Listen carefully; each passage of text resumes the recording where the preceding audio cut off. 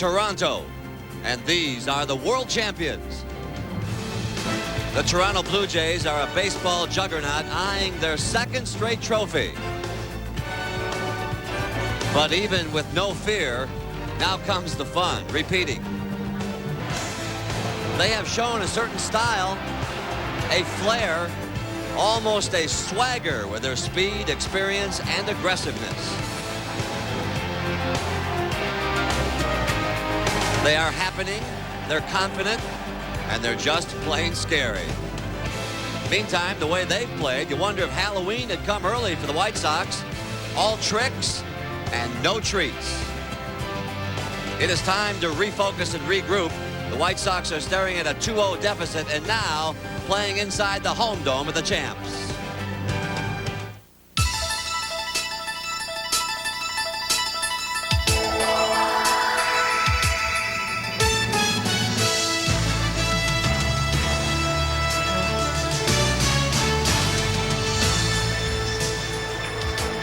So welcome to Toronto, Ontario, Canada, home of the world champion Toronto Blue Jays. And we get our very first look this trip at Skydome, the house that good trades built. And oh, have the Jays brought winning baseball to the grateful and loyal fans of Canada. Well, the White Sox may be wondering if their offense made the trip, so they won't be singing "Oh, oh, Canada" tonight. So welcome, folks, to Game 3 of the American League Championship Series. There they are, the Chicago White Sox and the Toronto Blue Jays, live here on CBS. And hi again, everybody. I'm Pat O'Brien. Welcome to CBS Sports. Continuing coverage of the baseball playoffs. Right here is where you want to be till the final out of the World Series. No doubt about it. Trouble with a capital T for the Chicago White Sox. Down 2-0. And in Blue Jay land for the weekend, not a pretty picture. And it gets uglier.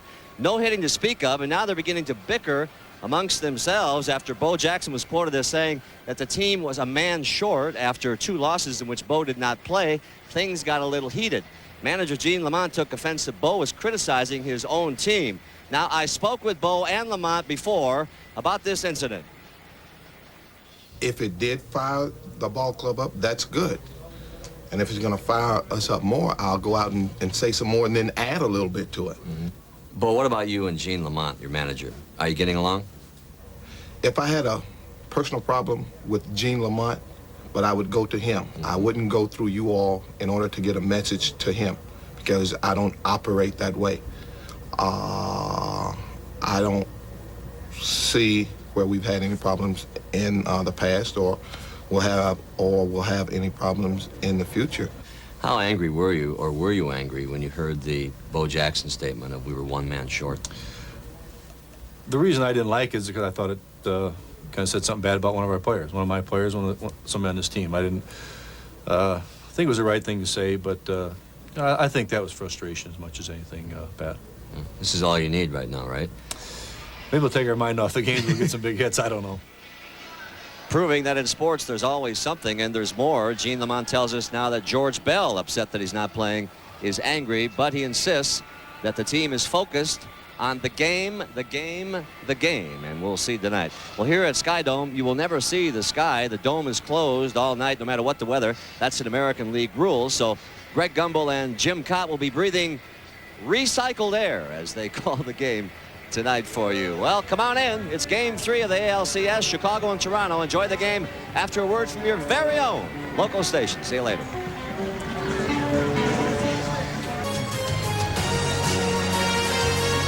Well, how will the Spin Doctors assess this one when it's all over? With Toronto winning, they will have pushed Chicago to the brink of baseball death. Or with a White Sox victory, Chicago will have grabbed the lifeline and would be very much alive in this American League Championship Series. Good evening, everyone. Along with Jim Cott, I'm Greg Gumbel. Welcome to Skydome here in Toronto for Game 3 of the ALCS. And while the Chicago White Sox are looking to do what no other team has done before, and that's lose so much so early at home in the ALCS and come back, no one's done that before, but Toronto, on the other hand, has done everything right. A little clutch pitching, a little clutch hitting, and they're up 2 games. And yet Toronto has really not started to hit the ball the way they're capable of. When you talk Toronto Blue Jays, you talk about their potent lineup. Top 3 hitters in the American League, led by John Olerud. That hasn't happened in 100 years. They led the American League in stolen bases, and I do think the running game will be more a part of Toronto's attack tonight. Paul Molitor has had the best year of his career at age 37.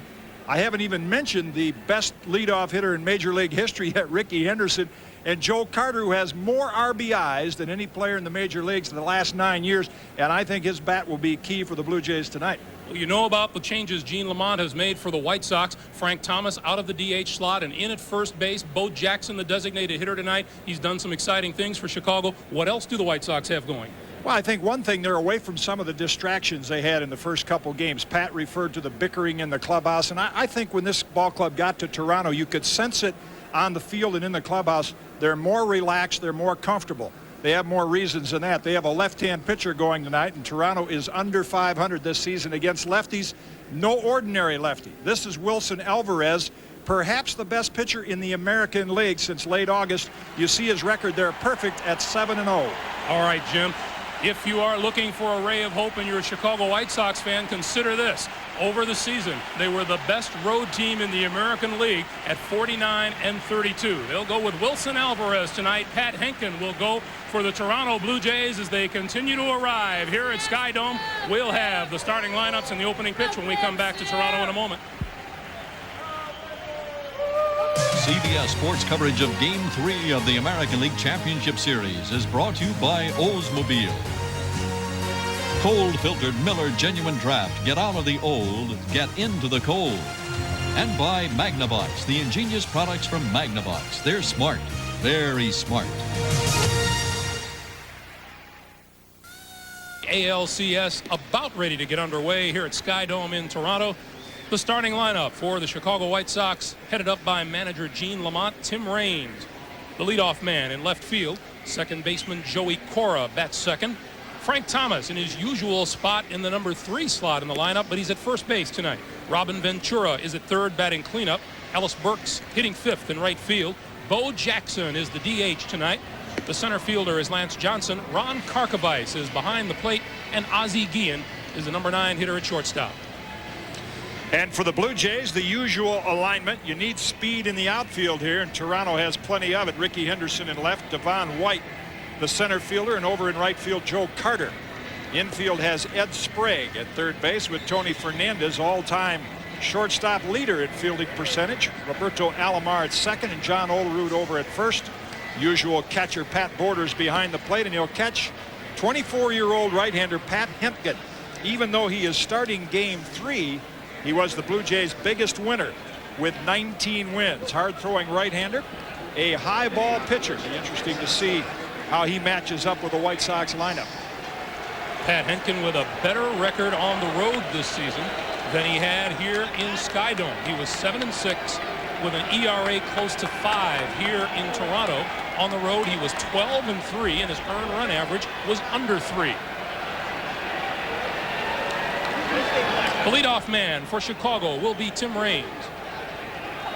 3 for 9 in the series with an RBI and a run scored. The fans are ready. Henkin is ready. And on the first pitch, a ground ball toward Robbie Alomar at second, and that's 1 out. The umpires. John Shulock behind the plate. Ted Hendry is at first. Tim Cheetah at second. Ken Kaiser at third. Jim Evans is down the left field line, and on the right field foul line is Greg Kosk. Here's Joey Cora.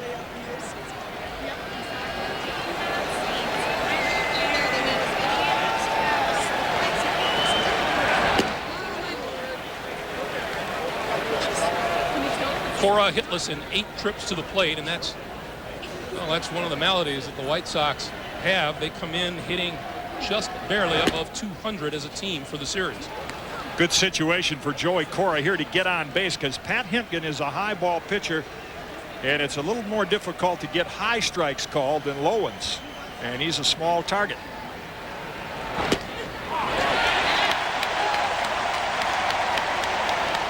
Two balls and a strike now. You see him crouch down and make Hentgen throw a strike. Bell tie. Cora lets the bat fly, and that comes up just short of the photographer's gallery past the White Sox dugout down first.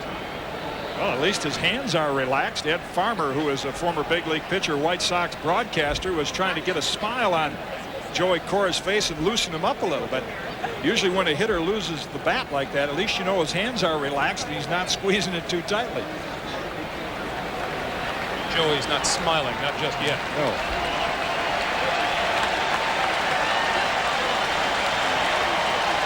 Two to Cora.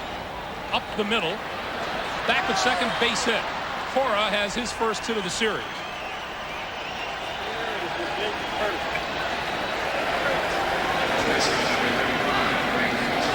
And here's Frank Thomas.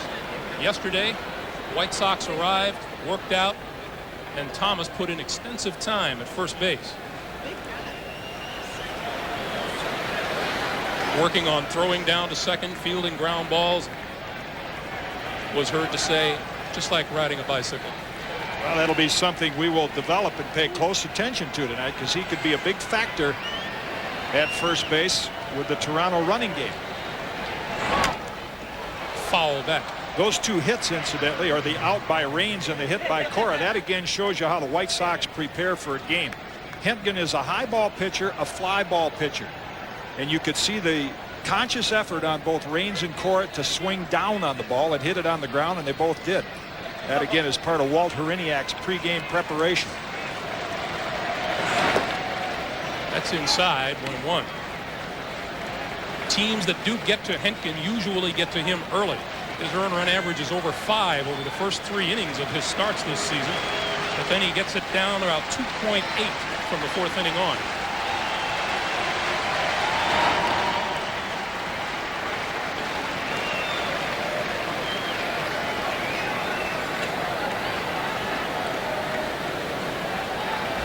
White Sox hit only 1 home run at Skydome this year.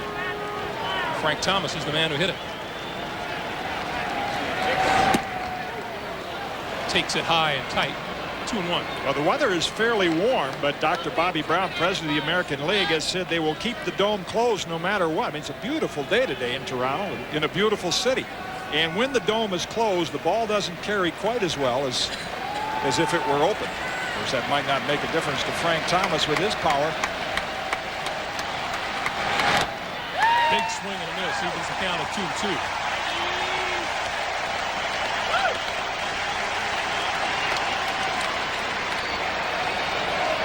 I know everyone says Frank Thomas's arm is fine. He's swinging the bat well, but look at the expression on his face. That did not look like a normal Frank Thomas swing. And they will try to pound that fastball inside on him.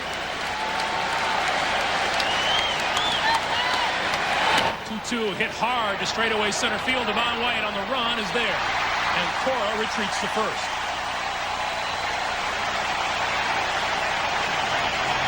Thomas hit it on the nose, but Devon White can roam.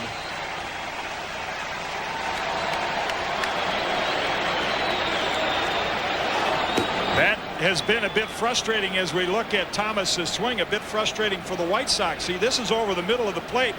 Frank gets the barrel on it. May have hit some shots, but right at people. Anywhere but right at Devon White. That's a double. Here's Robin Ventura, who did not arrive with the team.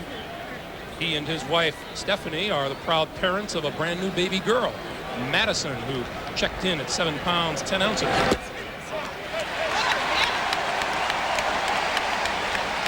And maybe Madison is the good luck charm Robin Ventura is looking for.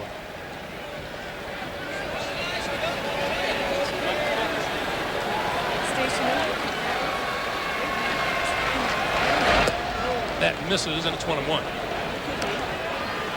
If anything, he said that helped to relax him a little bit, kind of take his mind off the game and the failure of the Sox in the first 2, because as you could expect, most of his attention was with wife and baby.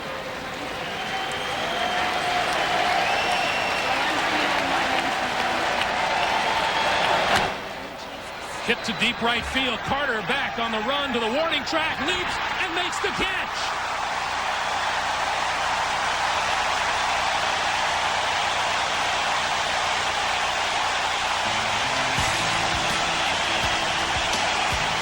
It's the way things have gone for Chicago and the way things have gone for the Blue Jays in this series right now. We'll go to the last of the first. Toronto coming up.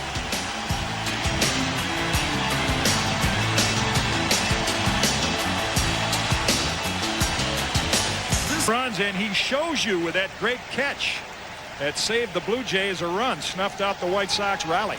Here's Cito Gaston's batting order tonight. Ricky Henderson leading off in left field. Devon White is in center.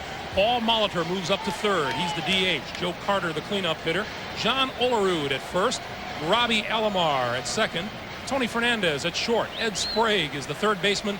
And the catcher is Pat Borders.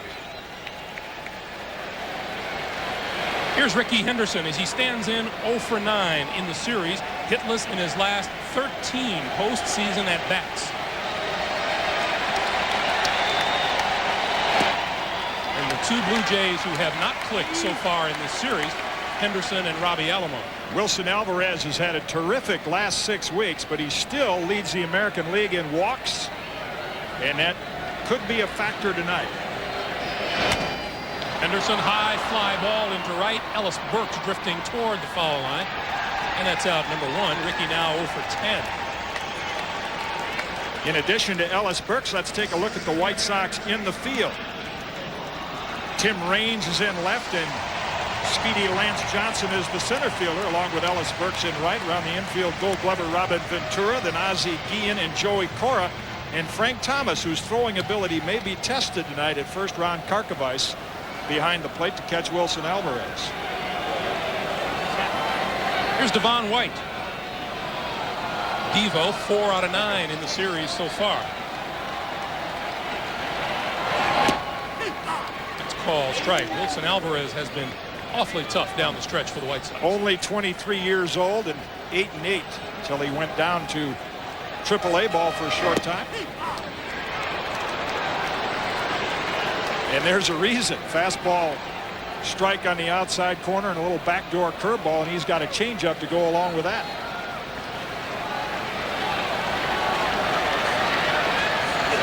The 0-2 to White off his fifth. Cora to first. Boy, that is some pitching pattern right there for a 23-year-old. Fastball outside edge, little breaking ball, and then he gets right. There's the smile on Joey Cora's face. He gets right in Devon White's kitchen. AAA pitching coach Rick Peterson has spent some time with Alvarez, talking to him about trusting his stuff, believing he could challenge big league hitters and win. Believe me, he's got the stuff to do it, and he's proving it.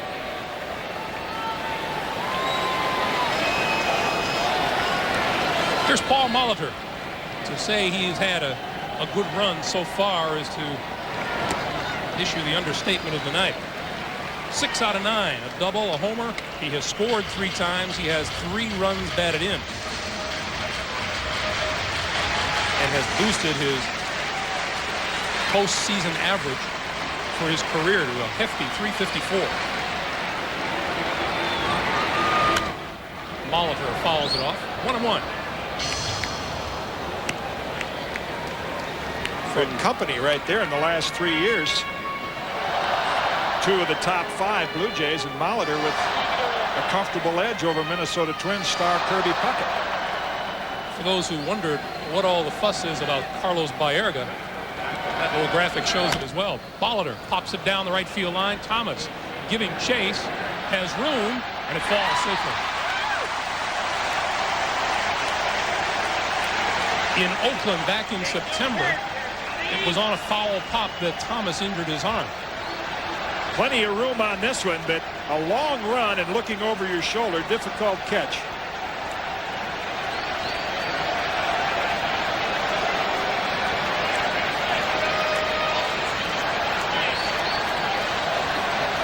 This was the incident out in Oakland. And he jammed his left arm, his left tricep right there, and that's what hurt him. And Mostfield cost him the RBI championship in the American League.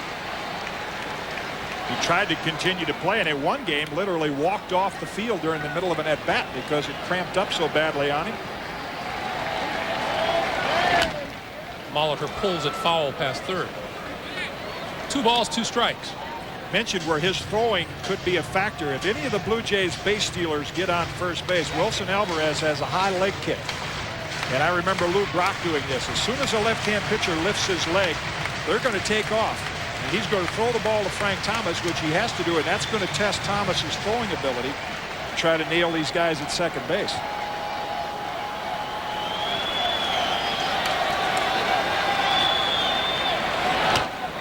And Molitor stays alive with the foul back of the plate.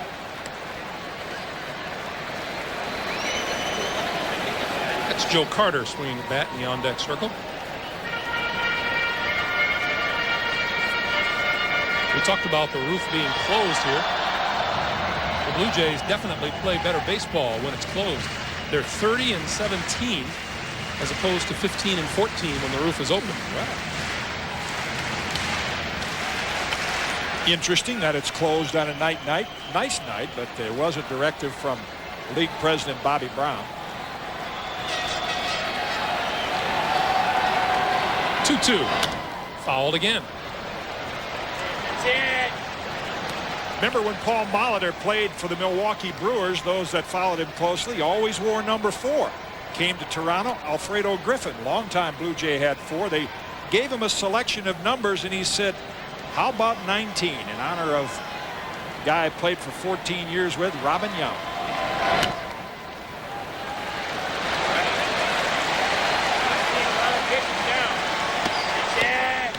Pretty fitting tribute to a trio of players that played for so long in one city, and I know Brewer fans wished Milwaukee could have kept Paul Molitor along with Robin Yount and Jimmy Gantner, a trio that were a part of a lot of good ball clubs in Milwaukee. As successful as Molitor was in Milwaukee, and he says he's never been happier than here in Toronto. Another 2-2 pitch. Hit in the air, right field. Cora out, Burks in. Ellis Burks with the call and the baseball, and that completes the first inning at Skydome. We'll go to the second inning, scoreless.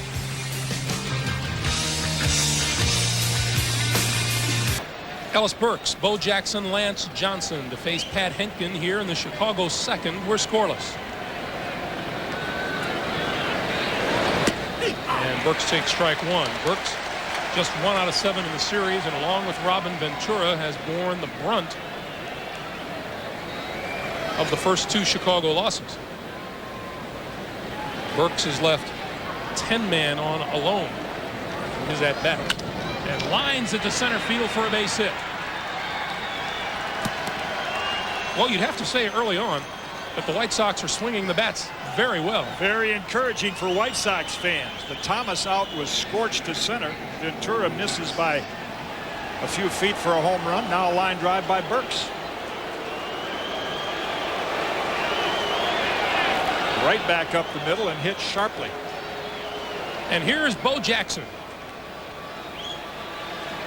who created a bit of a stir. And you know, you had to like what he said in a pregame show to Pat O'Brien. He said, if I can say something else that'll stir us up, I'll say it again. Fastball strike.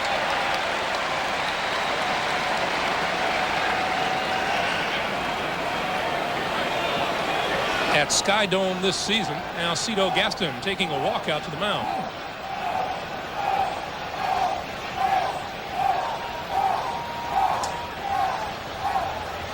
Something someone saw in the dugout? Interesting that a manager would go out to talk to a pitcher and a catcher after strike 1. While we're waiting, let's hear David Cohn's scouting report on how he thinks Bo Jackson should be pitched. Bo Jackson has always been a great breaking ball hitter.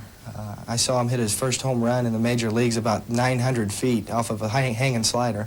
I think Bo is a guy you've got to show fastballs inside and elevate. You might be able to run up the ladder with your fastball and get Bo to chase. Elevating the fastball is what Pat Henkin is all about. And that's what most American League pitchers try to do to Bo.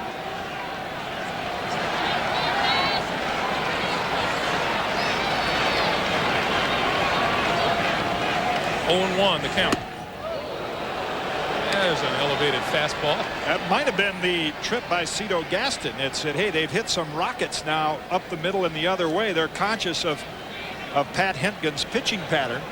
And Cito might have said, hey, you've got to throw the ball inside to keep them honest if you're going to keep pitching them away to try to get them out. 1-2. Pat Hentgen is a one-lane pitcher. If you cut the plate in half, he's going to work the outside half to right-handers and the inside part to left-handers as he gets Jackson reaching for the breaking ball. You can see the discomfort in Bo's swing, and that's due to the hip injury. He just can't get a lot of lower body action. Just has to flail at it with his arms.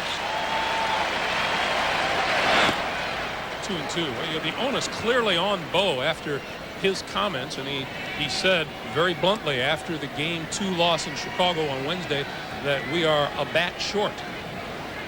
And the intimation was, you need me in the lineup. Gene Lamont says, fine, here you are. So we'll see what Bo does tonight. 2 balls, 2 strikes. Just missed outside. The count is full. Well, what Bo Jackson had to go through just to get back to being a baseball player, you know he welcomes those kind of challenges. Good discipline here as he takes the breaking pitch just off the edge. You see him sit back on that right leg as best he can to try to get a little lower body action. By the way, Bo Jackson now joins Deion Sanders as the only men to play a postseason game in both the NFL and Major League Baseball.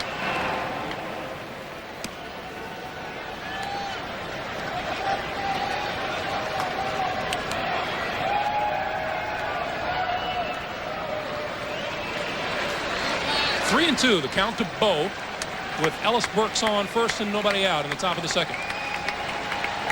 Burks goes, swing and a miss. Borders throws. He's out. Burks doesn't think so, but here comes Gene Lamont out of the Chicago dugout. Boy, the only thing Tim Cheetah, the second base umpire, must have seen is Burks losing contact with the bag, because it really looked that Burks was in there easily, and Gene Lamont is going to take up the argument. The throw was on target, but it appeared to be a bit high. And again, you could see David Cohn's scouting report at Pat Hentgen's pitching pattern. They blew the high fastball right past Bo Jackson. And on the strikeout, Borders comes out of the chute with a good strong throw. Tim Cheetah has the closest look at it. He appeared to be it. Yeah, he was in there. I think that Tony Fernandez may have blocked Tim Cheetah off. You see Fernandez as he reaches to make the tag, and look where Cheetah comes into your picture.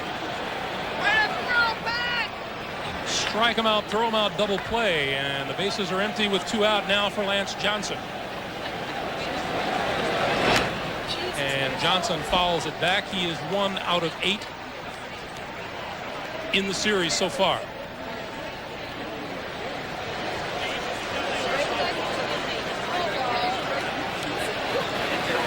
Ellis Burks in the dugout still thinks he had it beaten. Alomar at second. And the White Sox are retired in the second. We'll go to the last of the second inning. Toronto nothing. Chicago nothing.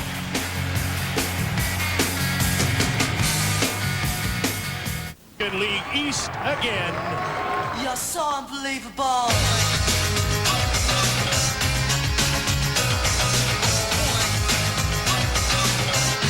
Your 1993 Division champion Chicago White Sox. You're unbelievable. A message from Major League Baseball. I think what happened to second base umpire Tim Cheetah on this play is that in trying to hustle to get into position, he was blocked off by Tony Fernandez's tag. And you'll see now as the throw from Borders comes, Cheetah gets into position. Burke's foot is clearly in ahead of the tag, but Fernandez's body blocks Cheetah off from seeing it clearly. And the Blue Jays get the benefit of that call. White Sox have hit the ball well, but they're scoreless so far. And here's Joe Carter to lead off the Toronto second. Breaking ball for a strike for Wilson Alvarez. Carter 3 out of 9 in the series with a run scored.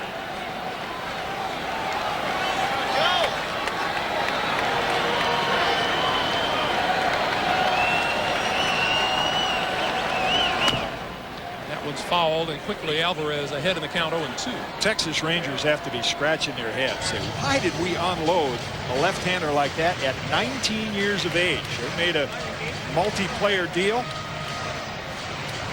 with Sammy Sosa, Scott Fletcher, and Wilson Alvarez going to the White Sox in exchange for Harold Baines. But to give up on a left-hander with that kind of an arm is something the Rangers wish they could take back. 0-2 pitch got him swinging. First strikeout of the night for Wilson Alvarez. Yeah, you left-handers are oh so valuable. Hey, if you're 35 and you're left-handed and you can throw strikes, you're valuable. How about when you're 23? Look, that ball move away from Joe Carter. I mean, just that little 8-day trip to the minor leagues, even though he only started one game, really helped do a lot for his confidence, and it's translated into better control. Here's John Olerud, the American League batting champion, and he rips it foul down third. 0-1. This batting champion is the first ever to wear a Toronto Blue Jays uniform.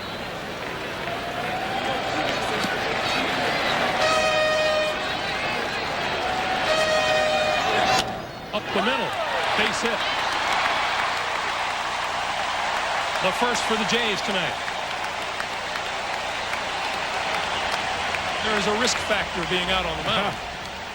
That speaks a great deal about John Olerud's hitting ability against a left-hand pitcher to hit it that sharply after he just blew his fastball past Joe Carter.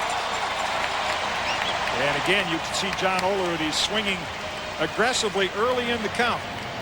He won't let pitchers get up on him if he could keep from doing it. Here's Robbie Alomar, a .326 hitter on the year. He is 0 for 8 in the postseason and is down in the number 6 spot in the order tonight. In 10 games hitting 6th during the regular season, he hit just .229. And check swing. Did he go around? He did. 0-1. That's what the first base umpire looks for. And Ted Henry saw that Alomar's bat went through the hitting zone.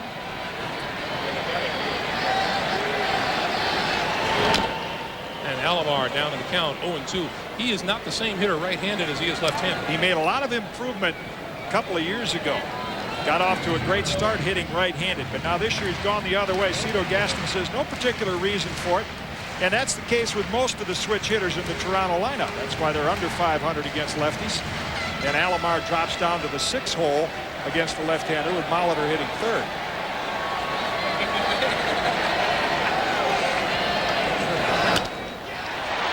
Into center field. Here comes Lance Johnson. He'll play it on the hop. Olerud on his way to 3rd. And Toronto with runners at the corners and 1 out in the 2nd.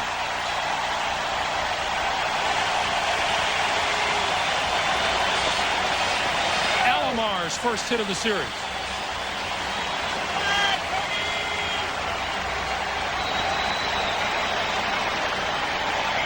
Roberto Alomar trying to even up those averages, and you can see Lance Johnson play it on that hop, and what an alert play by John Olerud.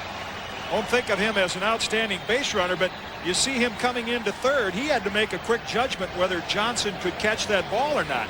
He made the right one, aggressive, and ends up on 3rd base. Here's Tony Fernandez.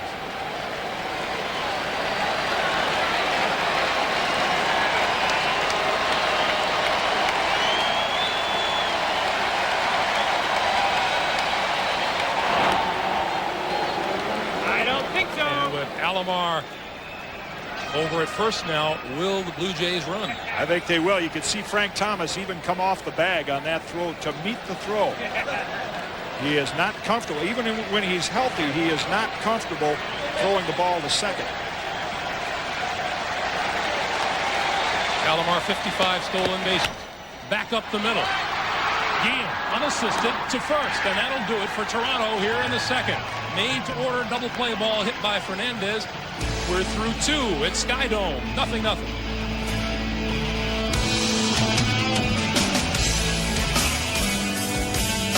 3 of the American League Championship Series is brought to you by Buick, the new symbol for quality in America. American Airlines, something special in the air. And by Enterprise Rent-A-Car, the special delivery company. Along with Jim Cott and Pat O'Brien, I'm Greg Gumbel. Welcome back to Toronto, everyone, for Game 3 of the American League Championship Series. We're scoreless. Pretty interesting moments in this game so far, but still scoreless as we head to the top of the third, and Ron Karkovice leads it off for the White Sox. He looks at strike one from Pat Hinkin. Karkovice, Guillen, and then the top of the Chicago order, Tim Raines.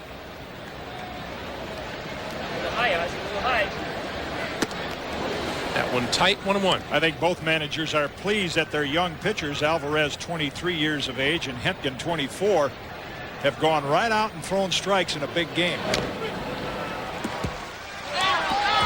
Karkovice has struggled so far. 0 out of 4 in the series with a couple of strikeouts.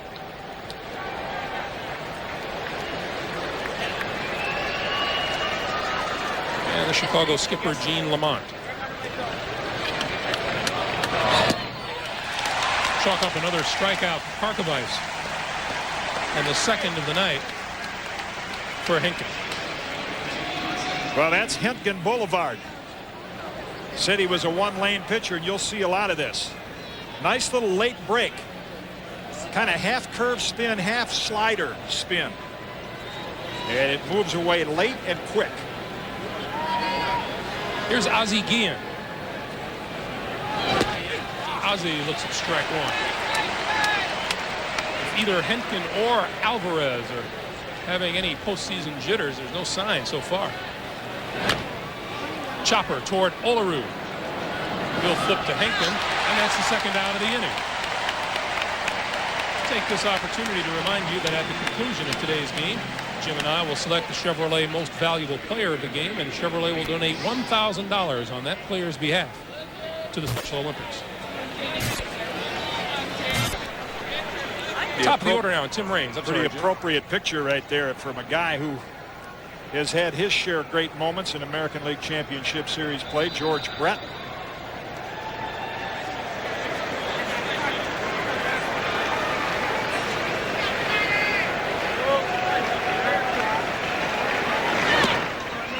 Certainly one of the lasting impressions you'll have of George Brett is him charging out of the dugout at Yankee Stadium, the pine tar incident.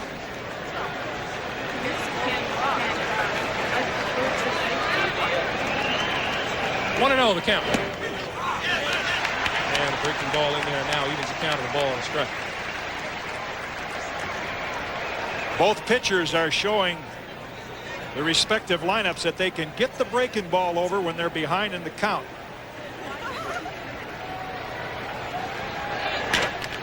Hit sharply into right field. Base hit for Raines. Third hit of the night for the White Sox, one in each inning tonight. In the opener Tuesday night in Chicago, Paul Molitor led the way. 3 runs batted in, 4 for 5 night. The Jays won it 7-3, and then game 2 belonged to Dave Stewart, who went 6 strong innings, escaped a bases loaded none out jam in the 6th inning of that game as the Jays won it 3-1. Game 3 tonight, game 4 scheduled for tomorrow night. And for Chicago, White Sox hope game 5 Sunday at 4 Eastern. See that protective guard Tim Raines is wearing on his left hand. I know on your days off you do a little inline skating. That's the same kind of guard that the inline skaters wear. Keep from having wrist injuries. Who was that you were talking about? On whose days off? Yours. You get a lot of those, don't you? But so many hand injuries, broken wrists occur. Raines has suffered one himself. Now that protective guard, hope would prevent them. Dave Cora takes a strike, 0-1. Raines 21 out of 28 in the stolen base category this year and ranks right up there, doesn't he? Not only in total stolen bases, but he's the all-time percentage leader. Others have more stolen bases, but Tim a higher rate of success than any others. Raines is 1 out of 2 in this series.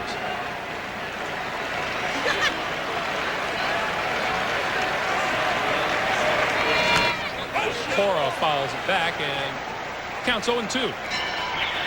Wouldn't be surprised to see Tim take off right here. It's customary for a lot of managers. You get a hitter in an 0-2 count, and a manager says, okay, breaking ball's coming. They'll try to waste it in the dirt. It's a perfect pitch to try to steal on.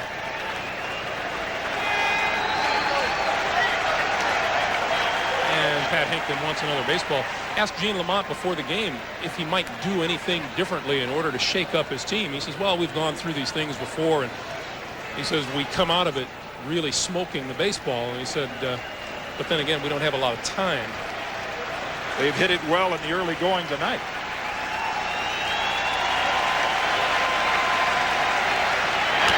Cora, base hit, right field. Raines will go to third on this one. And now the White Sox with runners at first and third and 2 out. And here's Frank Thomas.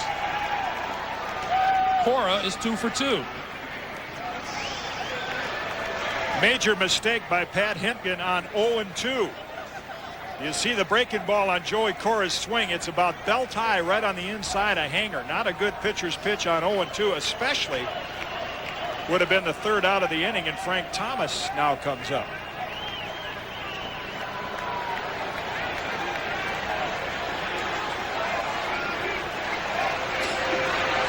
Thomas with 5 bases on balls. They have, for the most part, pitched around him whenever they could. And this is the position Chicago has wanted Frank Thomas to be in, with runners on base. Fouls it off. Leaving people on base has been the Chicago problem in the series. And if the White Sox are to get back in this series, this is a key at bat right here. They've hit the ball well off Hinkton. You mentioned his ERA in the early innings. When he gets into the middle innings, he gets a little tougher.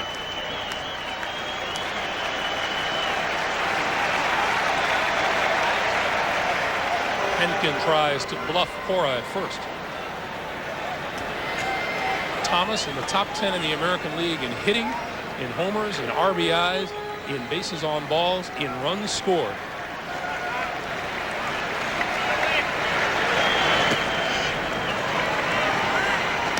What a point. And in talking about a sore left tricep, he leads the league in that category too. Certainly the most talked about tricep of the season. When you stand down there at the cage next to Frank, there's a lot of tricep to bruise too. Hard and through Sprague at third. 1 run comes home. Cora will stop at second. And the White Sox lead 1-0.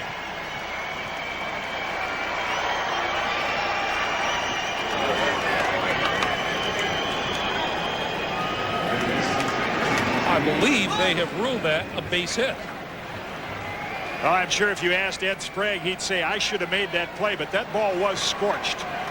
See Borders set up inside, and again, the pitch is left out over the plate. And Sprague tries to handle the hot shot with the topspin, gets a little leather on it, and that's all. That's a pretty generous ruling. 1-0 Chicago. And Ventura takes ball 1. You look at it 2 ways. Yes, Frank Thomas was the hitter, and he smoked it, but this is the big leagues. And when you get leather on it, they expect you to make the play.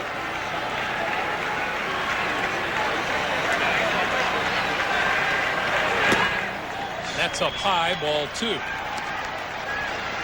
That's what Ed Sprague had to contend with. See him try to retreat and block that ball with a lot of topspin on it.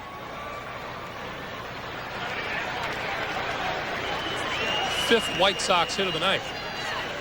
4 genuine and 1 questionable. Ventura hit the ball hard in the first inning. And Joe Carter made the leaping grab at the 375 sign in right center field. And I would think Robbins' option is right here is green light. Burks has been struggling, 3-0. I think Lamont will turn him loose if Ventura gets a pitch he likes. That's ball 4 and the bases are loaded.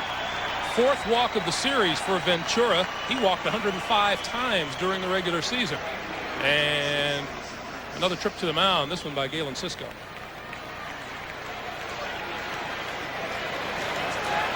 This trip, mentioned the young pitchers, 24 and 23, Hentgen being 24. This trip is about overthrowing. Galen Cisco saw those last 4 fastballs, and Pat Hentgen's a very intense young man. You get runners on, you have a tendency, whether you're 24 or 34, to say, I'm going to reach back and throw a little harder. And I think what Cisco is going to carry out to the mound is, hey, just relax and throw your normal fastball. Let the movement get the hitter out. Don't try to blow it by him. White Sox with opportunities, as they have had in this series. You see Ellis Burks, who leads the way. Robin Ventura, just 1 out of 7. Pasqua, Johnson. Any number of key hits, and this series could be a 1-1 or even a 2-0 Chicago. That's Joey Cora at third. Frank Thomas is out at second, and Ventura's on at first. Burks singled back in the 2nd inning and was thrown out trying to steal. Bases loaded, 2 out, 1-0 Chicago. Ball 1.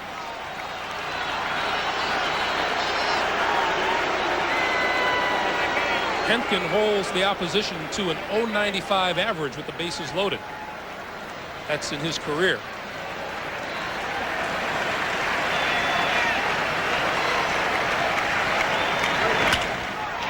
And that average just went up. Base hit, left center field. 2 runs scored. Ventura to third.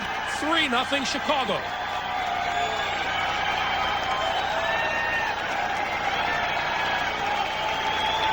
And Ellis Burks says, hey, I'm back.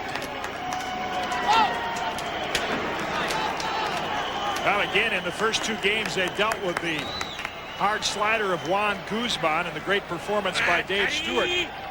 But tonight, the White Sox are showing people they are a better hitting club than what we saw in the first 2 games. And Hentgen leaves a couple pitches over the plate. White Sox cash it in. Still, when this inning is over, you look back, the biggest swing was Joey Cora on 0-2 with 2 out. Bo Jackson takes ball 1. All of this has happened after 2 out. Karkovice struck out and Guillen bounced out. And Bo fouls this one back. Then came consecutive hits by Raines, Cora, Thomas for 1 RBI. Ventura walked to load the bases, and then Burks delivered a base hit for 2. Yeah, but you gotta get back 15%.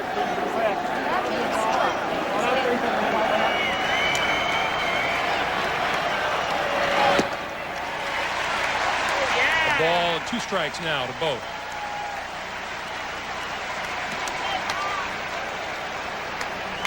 You watch Bo reach with the arms. Can't really get much leg drive.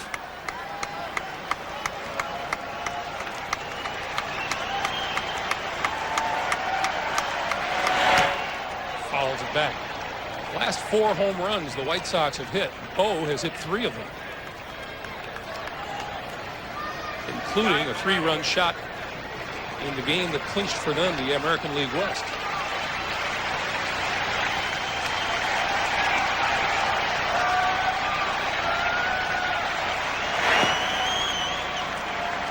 Two and 2. And Cito Gaston has Danny Cox up early. Early call. He pitched innings 7 and 8 in game 1 to help the Blue Jays win. Tonight he's the long man.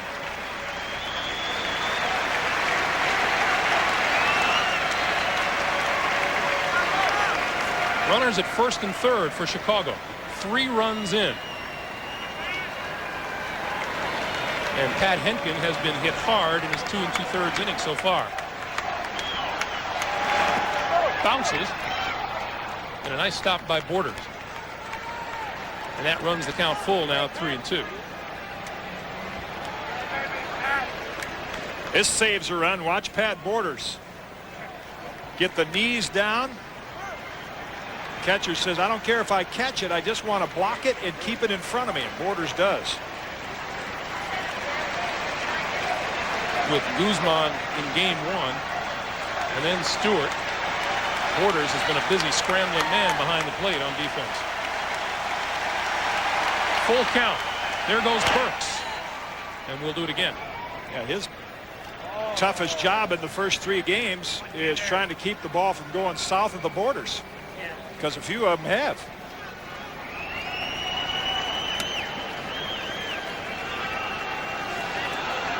High pitch count for 1 inning.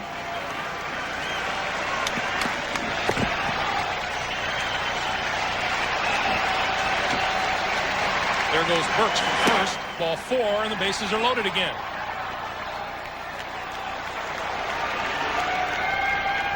And Lance Johnson will be the 9th man to hit in the inning.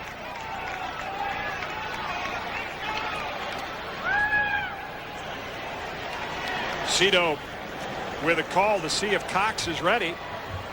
And I'm sure the question again will be, why does Pat Hentgen struggle at Skydome? Cito Gaston, Galen Cisco both say, we don't know, just coincidence. Nothing he does different. There's a looper into left field by Johnson. Base hit. 2-run score. 5-0 White Sox. So Lance Johnson with a base hit.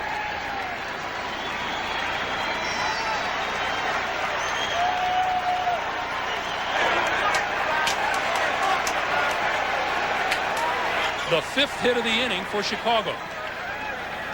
Something to smile about in the White Sox dugout. You see Johnson take the outside pitch and just loop it into left. But I'll tell you what, they've hit an awful lot of line drives for outs. They deserved the blooper. Karkovice, who started this inning by striking out, a swing and a miss. 10th man to bat in the inning for Chicago.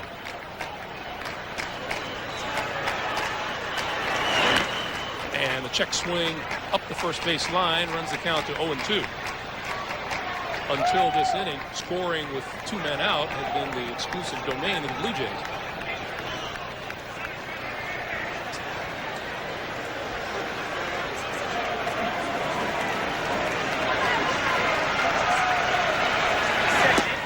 And Karkovice begins and ends the inning with a strikeout, but in between, the White Sox score 5, and we'll return to Skydome after this word from your local station.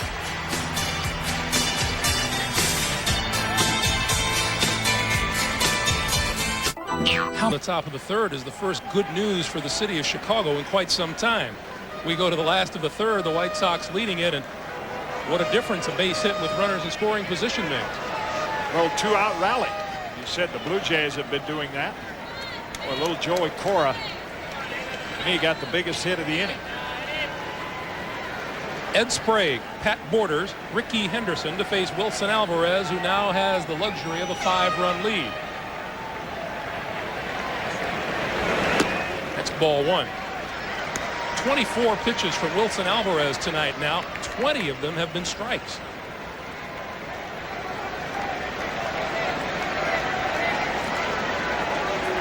Ed Sprague, a 500 hitter here in the postseason. And this one hit in the air down the left field line. Raines on the run near the wall and made the catch. Nice job down the line by Tim Raines for the first out of the inning.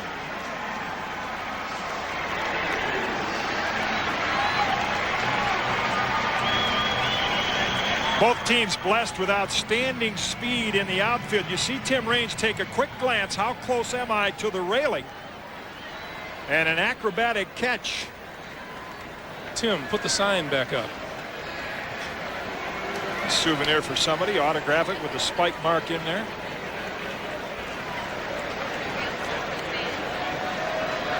One out, and here's Pat Borders. Borders riding a 16-game postseason hitting streak. Fouled out of play down the right field line. Needs 1 to tie Hank Bauer, who did it from 1956 through 58 with the New York Yankees.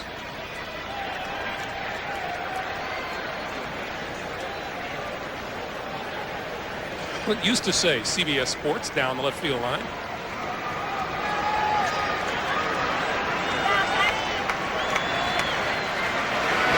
Strike 2. If it says CBS Sports down there now, it's in Morse code. Boy, has this been impressive to watch Wilson Alvarez continue to throw strike after strike. You're talking about a guy who led the league in walks. Down the line, foul. It's still 0-2. And think back to game one. The key innings for a pitcher are always those innings after your team scored. And McDowell in game one and Juan Guzman were not able to get the side out. Alvarez going at it like he's going to do it. Alvarez has been very stingy lately.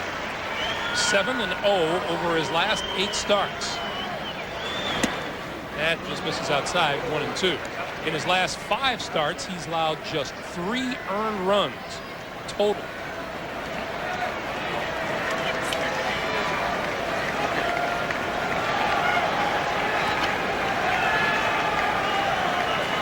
One-two pitch. Still a ball with 2 strikes. Back in Chicago, Jim, we talked about this, that maybe Gene Lamont didn't like or wasn't going to benefit from being down in the series and having youngsters like Wilson Alvarez and Jason Beret in the position of having to come through. They've been their 2 best pitchers the last 6 weeks. Alvarez and Beret unbeaten. This is inside. It's now 2-2. Since the 24th of August, Alvarez and Beret have won all 14 of their starts.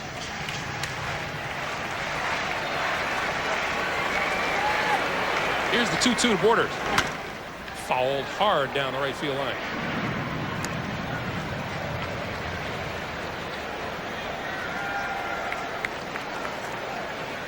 Packed house, as you would expect here at Skydome. Greg Gumbel, Jim Cott, Pat O'Brien, Game 3 of the American League Championship Series. And we have seen a change in momentum early on. Swing and a miss, and Borders goes down swinging. Second strikeout for Alvarez.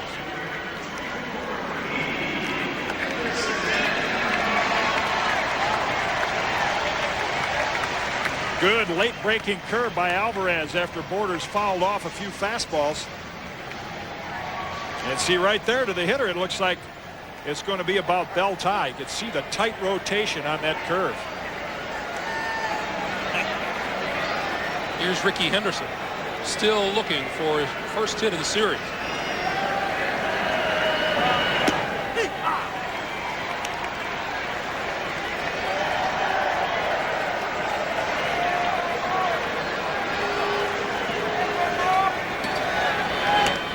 Check swing into the White Sox dugout. It's now 0-2. Both Ricky Henderson and Robbie Alomar coming into this game have had their problems. Alomar got a base hit his first time up in the second inning.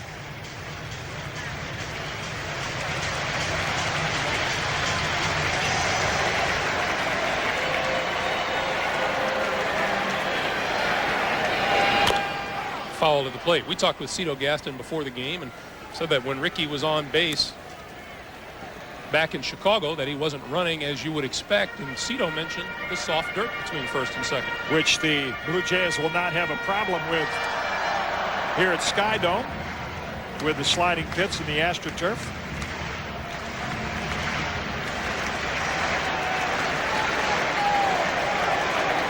No balls, 2 strikes. Down and in, 1-2.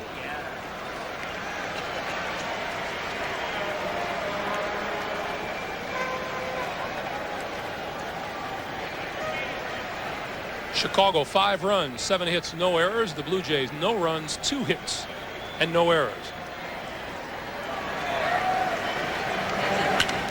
Lined into left center field. That'll roll to the wall. Henderson pulls into second with a double, his first base hit of this postseason.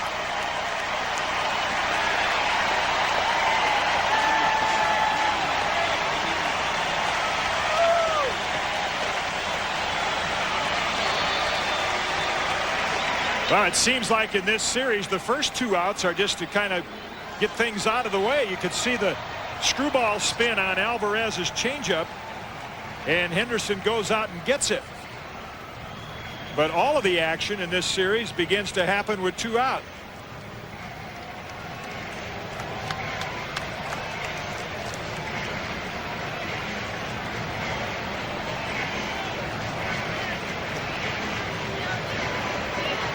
Here's Devon White. Now, Ricky out at second is not guaranteed to stay there. 15 times this season he has stolen third base.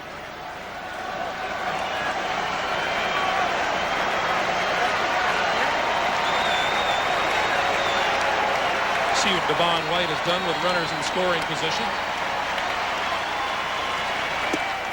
Strike one. Well, if Ricky steals third base here with 2 out, down 5, he better do it standing up, or he will hear something from Cito Gaston, and I think he's aware of that. Would not be a percentage play. Doesn't get you much either. Although Cito insists his runners are on their own.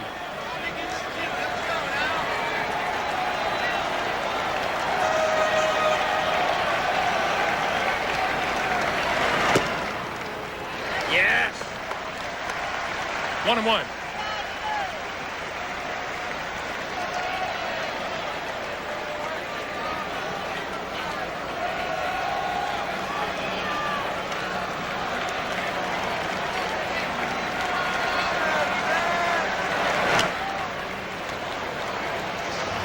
And now a ball and 2 strikes on Devon White.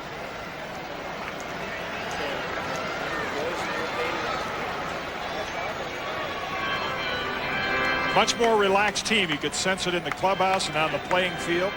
And you pointed out they have the best road record in the American League. Alex Fernandez, though losing game 2, pitched well enough to win.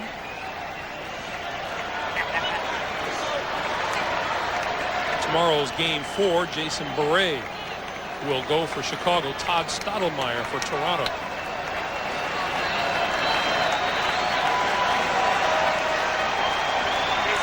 A ball and 2 strikes with 2 out and Henderson at second.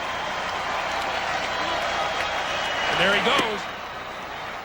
Karkovice double pumped, and Henderson has the base stolen.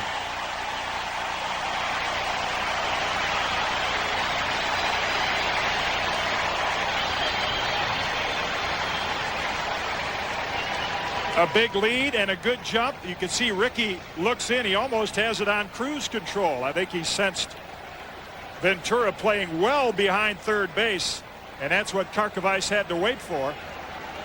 I'm sure that's what Ricky spotted, said, I can get in there easy. You better be able to with 2 out. 2-2 now. The count on Devon White. Inside, count is full. Down at first base, Ted Hendry says no, he didn't go around.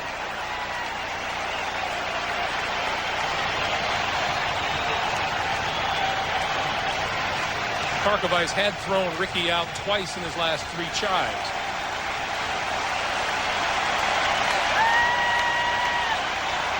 Three-two pitch. Base hit center field. Blue Jays are on the board.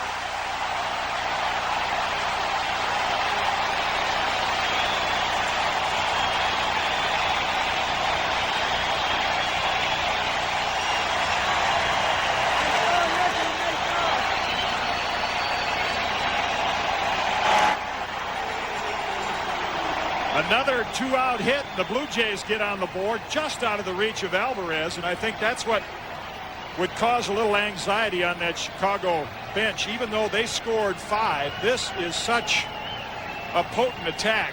When you look up and down the Toronto lineup, there's really not a soft touch to get that 3rd out. Of the 11 runs scored in this series by Toronto, 10 of them have now come across with 2 out. Here's Paul Molitor.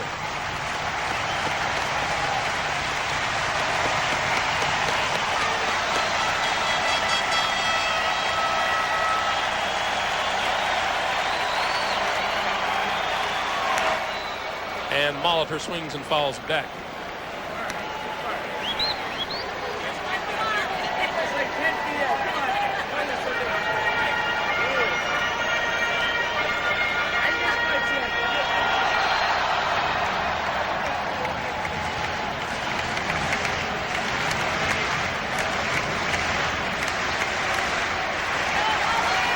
Devon White, a threat to go at first.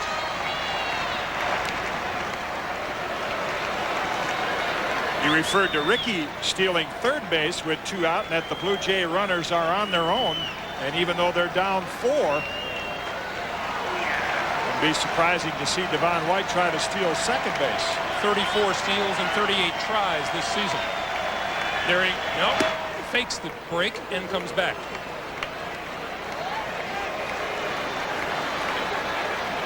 Well, Devo had me thinking he was going. Well, again, that's why Cito says he gives the runners the green light, but not the have to steal sign, the automatic steal sign, because White, as soon as he made one step, didn't feel that he had a good enough jump, and he held up. 0-2, the count to Molitor. And Alvarez steps off.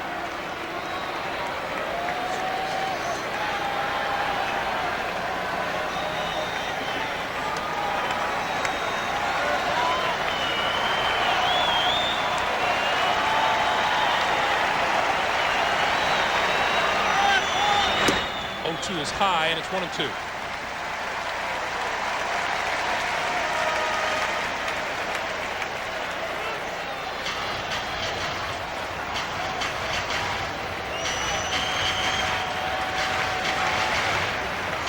If Molitor reaches, Joe Carter would be next.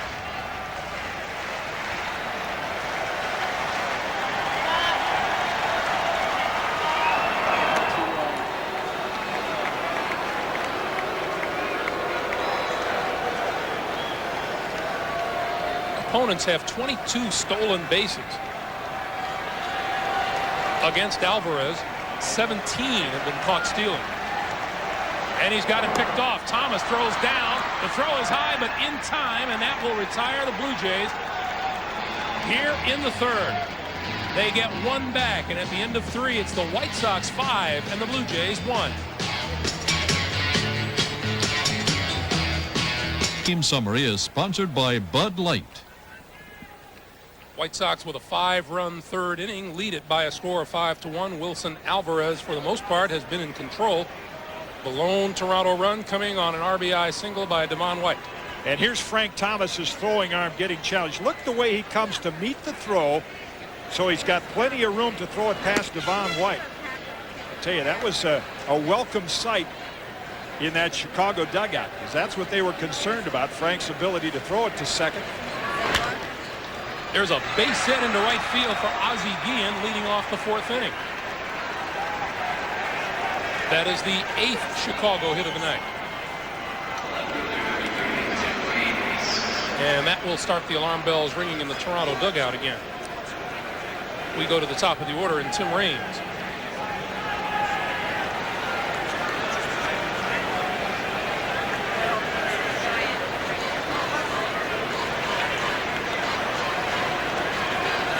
Even though they have, hard to believe they have, Frank Thomas's 41 accounts for a major part of it, that they have out-homered Toronto during the year, but they will single you to death, the White Sox. One right after the other. That's how they scored the 5 in the 3rd inning. That 5-run third, a walk, 2 walks, and 5 singles. All 8 hits have been singles for Chicago tonight. Tim Raines has one of them.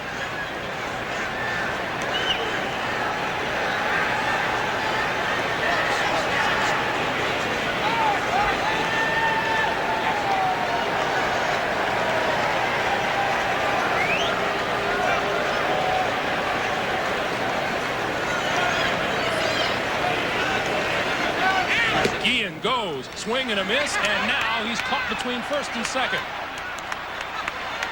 Being run back to first. Did he miss the tag? He missed the tag. Olerud missed the tag.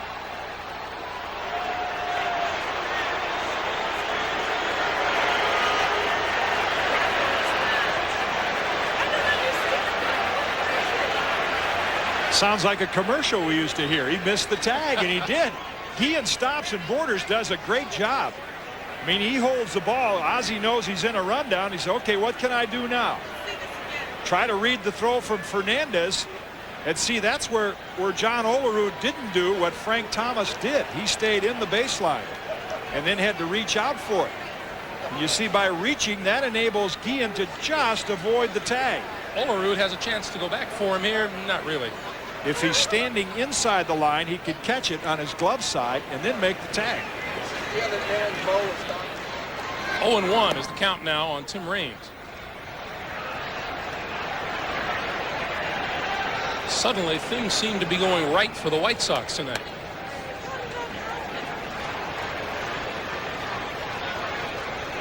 Which is not the case at all in games 1 and 2 in Chicago.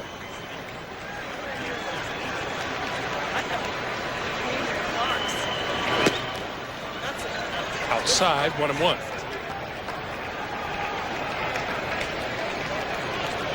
And the crowd here in Toronto has become very quiet. Terry Bevington down at third, going through the signs for Tim Raines and Guillen.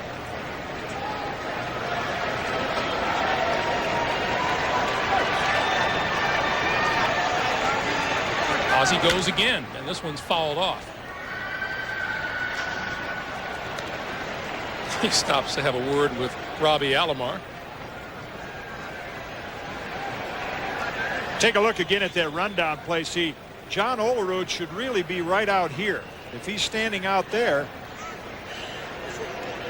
then he could catch the ball. So he has to reach back over his left shoulder, and that's why he can't make the tag. If he's out there to begin with, he catches the ball and makes the tag.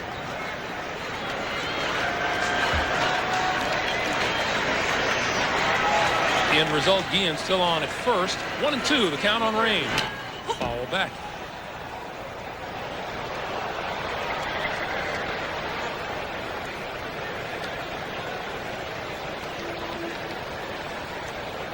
You know, going back to that throw that Frank Thomas made, there's a guy that's happy. First base coach Doug Mansolino. He helped Robin Ventura a lot with his fielding in the minors, and he spent hours with Frank Thomas this spring trying to help him improve his throwing. Looped into right field. Base hit. Ozzie will hold at second, and there are runners at first and second and nobody out. 2-hit night for Tim Raines, and here comes Cito Gaston.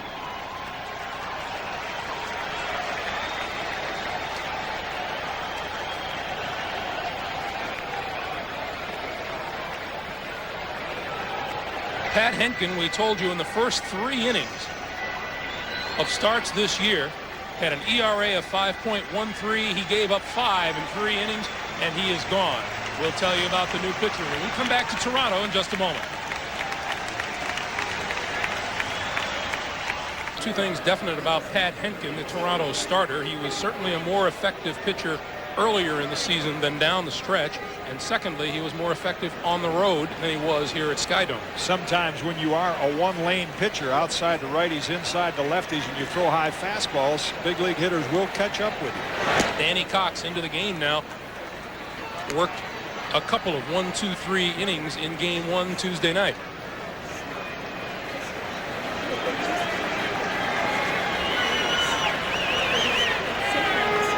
Joey Cora with 2 hits and 2 at-bats. And Olerud and Sprague are looking for bunts at the corner. Cora laid down 19 of them during the regular season. Going to swing away, and this one down the left field line and foul. Yeah, I think the first one Cox threw inside just to see if he would be bunting. And again, those that like traditional baseball fundamentals say, why in the world wouldn't he bunt? But if you look at it from Gene Lamont's standpoint, if you bunt with Joey Cora, first base is open, you know they're going to walk Frank Thomas. Now, sure, Robin Ventura is a good hitter against a right-hand pitcher he could produce, but the main thing you'd like to do is get Frank Thomas to the plate with a couple of men on. Squares around, bunts it foul, and it's 1-2.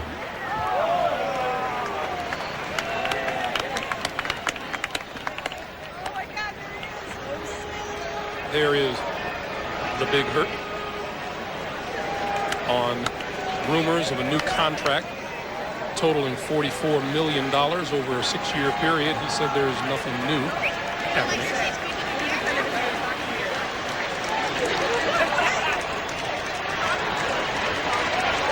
One and 2 on Cora, who got a big base hit back in the third on an 0-2 pitch.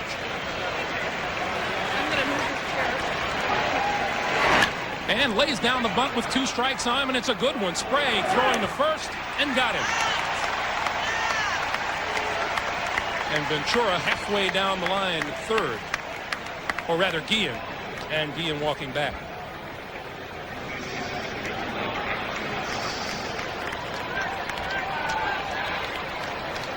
Perfect execution by Joey Cora. And you mentioned his ability to do that. The White Sox led the league. And Ed Sprague makes a nice play to get Cora by a step. And Frank Thomas is going to take a look at 4 outside pitches here, and it'll load the bases. And Kenny Cox almost threw it away.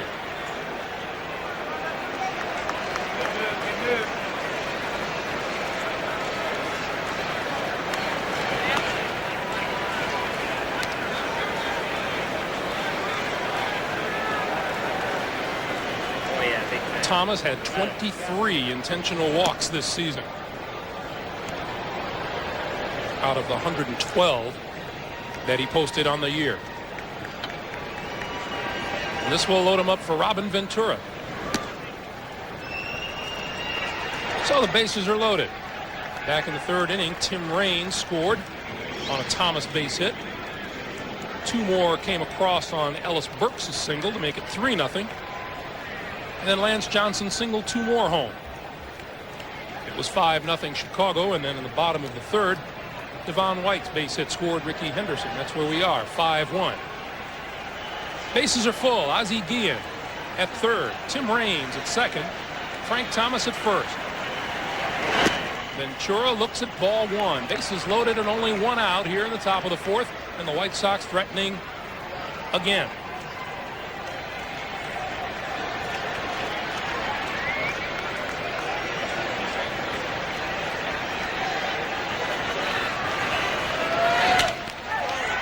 To center field, Devon White backs up, makes the catch. Runners tag at 2nd and 3rd. Guillen comes across, and it's 6-1 Chicago. Ventura with the sacrifice fly.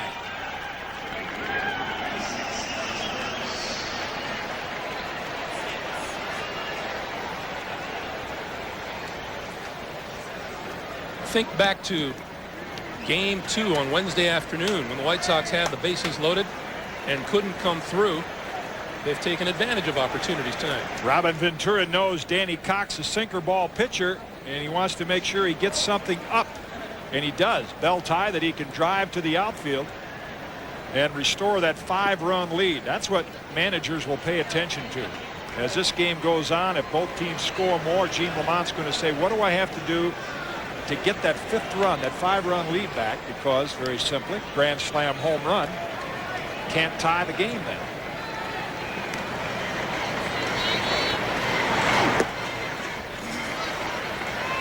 Ball 1 to Ellis Burks, who singled in the 2nd, was thrown out trying to steal, and then singled 2 runs home in the 3rd, and has broken out in a big way here tonight.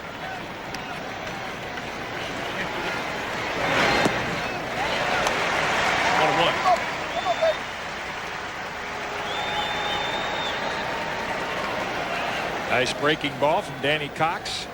He's made a nice comeback to get to the back to the big leagues at age 33, sitting out over a year because of arm surgery.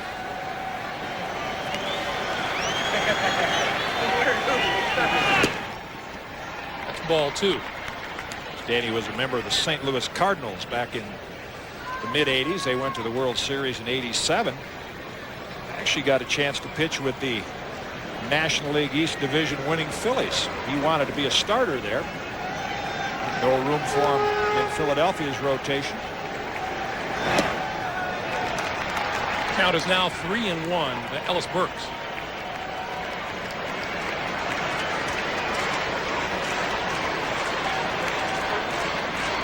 There's kind of a smile from Joey Cora. Like Laval, you're leaning on him a little bit. 3-1 pitch. Count now full at 3-2.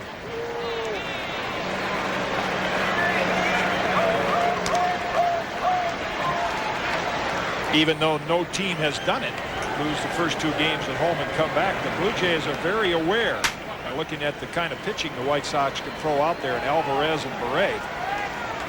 And even by winning this game, it's going to assure them of getting Jack McDowell back to the hill in Game 3 on Sunday. And Jack McDowell's got to be saying, I'm about due to beat Toronto. He hasn't had a lot of success against the Blue Jays lately. Game 5 Sunday would have Jack McDowell going against Guzman. Bo will hit next if given the chance. Full count. Runners at first and third and 2 out. There goes Thomas from first. Swing and a miss, and that'll do it. But the White Sox get one more. We'll go to the last of the 4th. It's 6-1 Chicago.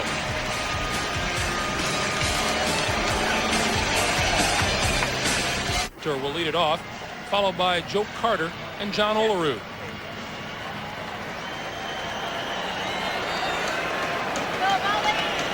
Chicago 6 runs, 9 hits. Toronto 1 run and 4 hits. And Wilson Alvarez with a 5-run lead goes back to work. Outside, ball 1. Jim Cott talked with Paul Molitor about hitting before the game. Well, I think what I learned as a young hitter was to be aggressive. And in the major league level, I've just gradually tried to condense my swing and my quietness at the plate to where I'm as compact as I can be. It's a continual learning process, and I feel like I'm still learning as a hitter. And he's still hitting the ball. Boy, some student, if he's still learning. Look at that short stride. And again, the compact swing he was talking about.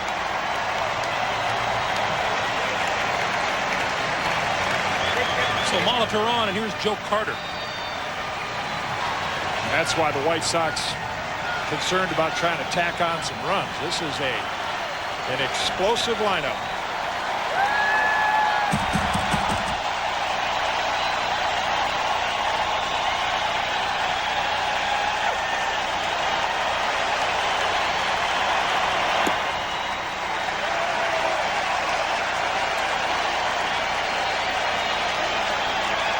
Fourth inning has been Toronto's most productive of the series so far.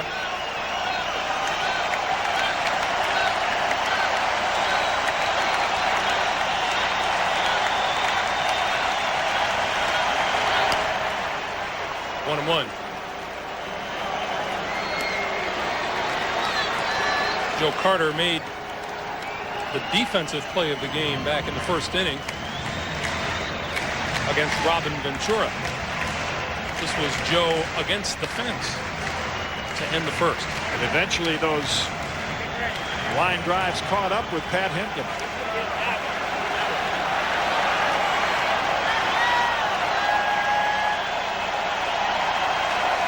Game 4 of the ALCS here in Toronto last year. The Jays trailed Oakland 6-1. Toronto scored 3 in the 8th, tied it on a Robbie Alomar 2-run homer in the 9th, and won it in 11. Ball 2. That was one of the most dramatic games in ALCS history. That home run coming off Dennis Eckersley.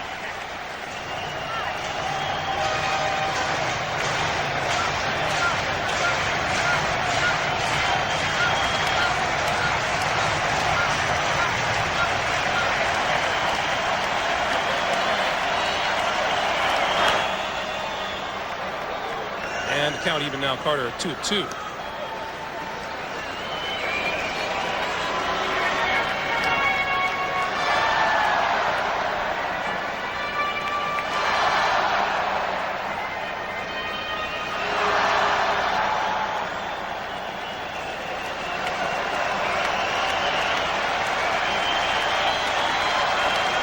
Molitor at first with a leadoff single here in the 4th.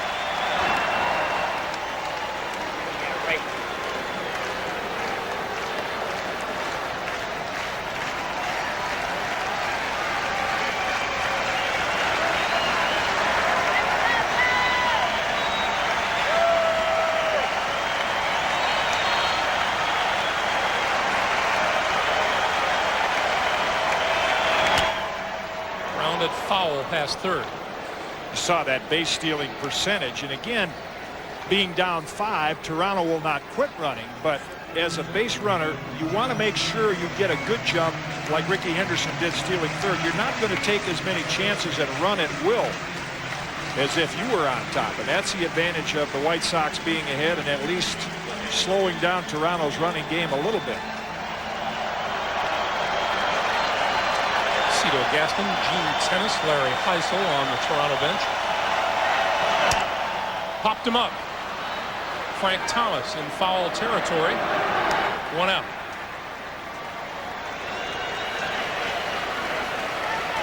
Come on, Johnny. Joe checking that bat. Low kitchen shot by Wilson Alvarez. Really got deep in there. He has an explosive fastball. If you get in on Joe Carter, you usually have to get way in. He's very quick inside. Here's John Olerud. Has handled Wilson Alvarez pretty well the 8 times he's faced him in his career. That includes a base hit back in the 2nd inning. 4-1.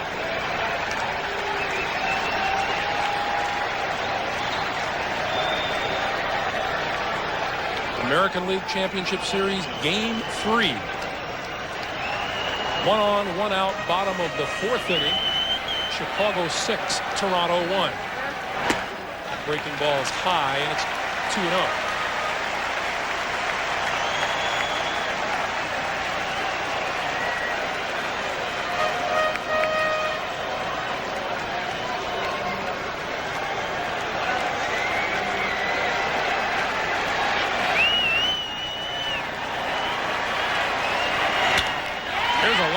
Center field, base hit.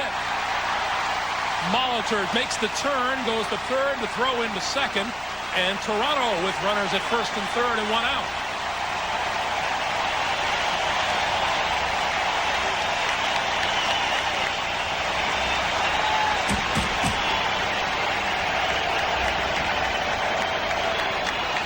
Again, this is the American League batting champion, and he gets a 2-0 breaking ball. You can see the break right on the end of that pitch. Here's Alvarez with a 5-run lead and 1 out. 2-0 count. Situation you would expect the pitcher to throw a fastball, and that's the respect for John Olerud. He gets a breaking ball and still hits it. Here's Alomar, who singled back in the 2nd inning. Has hit Wilson Alvarez.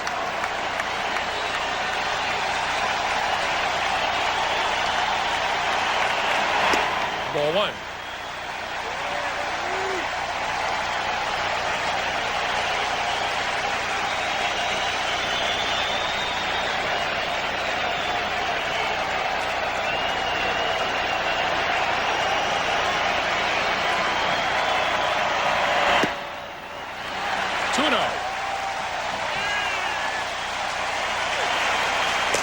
There's a veteran with some postseason experience, Tim Belcher. Remember the 1988 Dodgers World Champions. Kind of interesting, the White Sox picked up Belcher just before the trading deadline, figuring he'd be valuable in September and in the postseason, but it was the great work of Alvarez and Beret that has pushed Tim out of the rotation. But a valuable guy to have right now.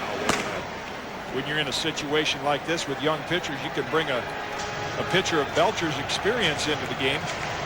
Chicago pitching coach Jackie Brown out to assure Wilson Alvarez that he does have a 5-run lead.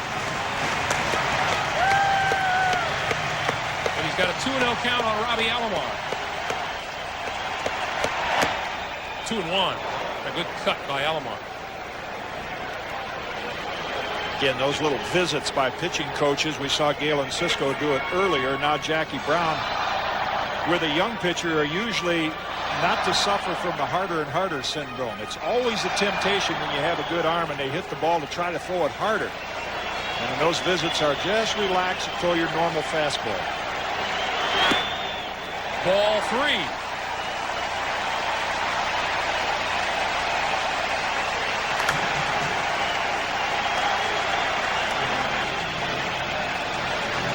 Tony Fernandez would be next.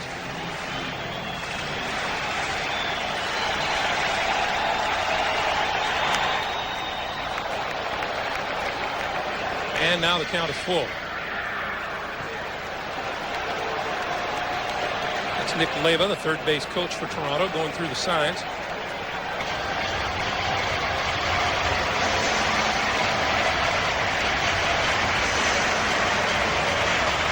Molitor is at third, Olerud is at first. The count is full and 1 out. Thomas playing behind Olerud. You would expect him to run on this 3-2 count. He doesn't go. The grounder foul past third.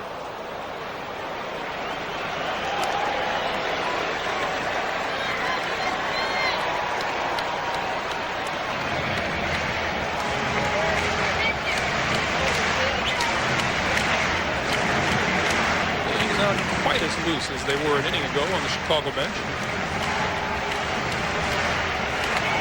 as the Chicago Brain Trust keeps an eye on Alvarez.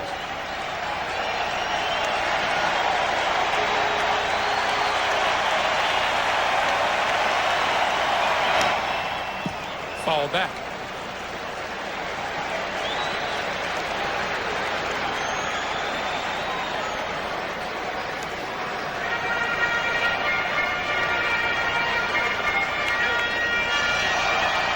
Danny Cox would like to see the score narrowed a little bit. Cito Gaston with a good view of Tim Belcher throwing in the bullpen. Full count pitch again. Ball 4 and the bases are loaded.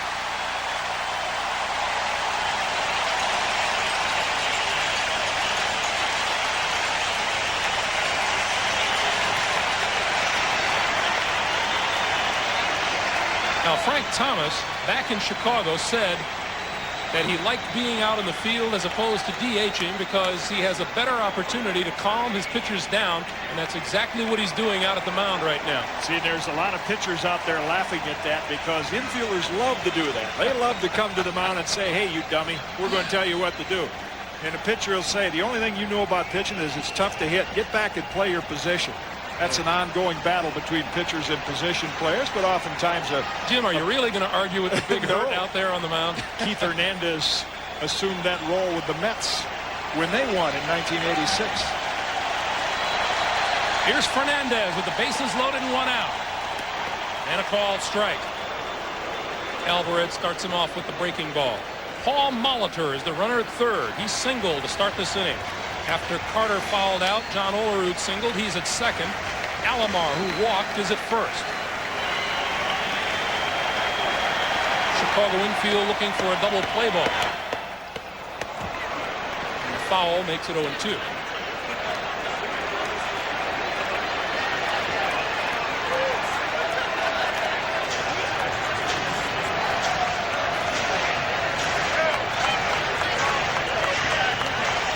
Back in the second inning, there were runners at first and third and 1 out, and Fernandez grounded into a short to first double play to end it. And he goes down swinging this time. Big strikeout for Alvarez, his third of the night.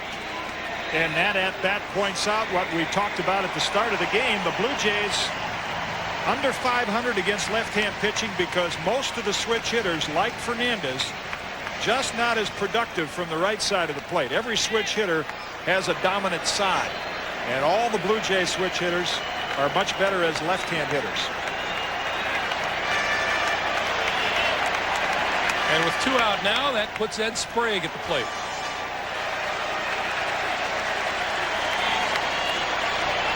Sprague looking for his first hit of the year against Alvarez, and a swing and a miss.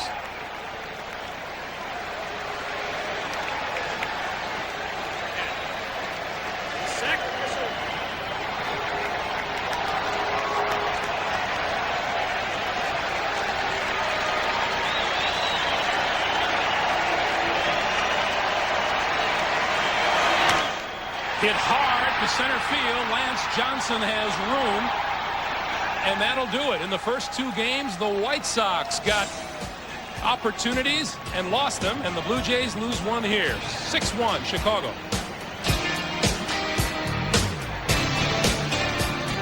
Now the fans over the White Sox dugout giving Wilson Alvarez a hard time as he came off the field, and Wilson kind of gives it right back to him. I tell you, look at his eyes and his makeup on the mound. You wouldn't think you saw a 23-year-old pitching in a championship series. A lot of poise. Top of the 5th inning. Here's Bo Jackson, a strikeout and a walk in his 2 trips to the plate. He'll be followed by Lance Johnson and Ron Karkovice.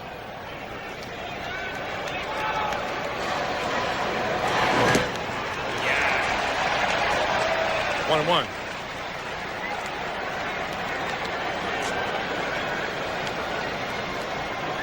The 1985 Heisman Trophy winner.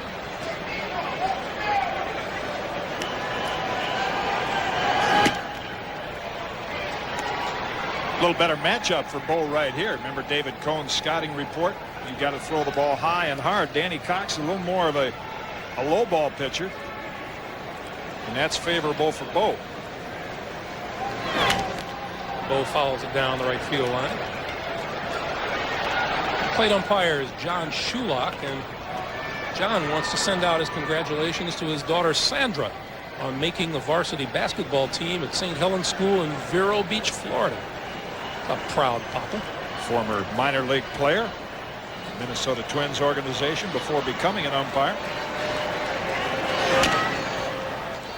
Jackson fouls it off. It's still 2-2. I'll tell you what I credit John Shulock for, and I don't know how many other umpires do it. I haven't asked them all, but his home, Vero Beach, not too far from mine. I get a chance to talk a little bit to John Shulock. He actually takes videotapes home with him, has his wife save them, of games. Bo's out on strikes.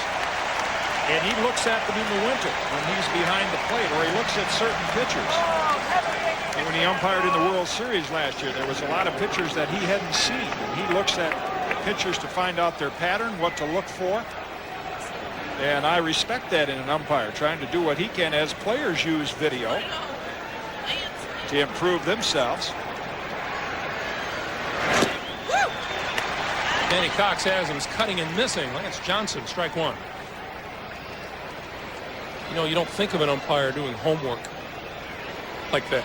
No reason they shouldn't with video available.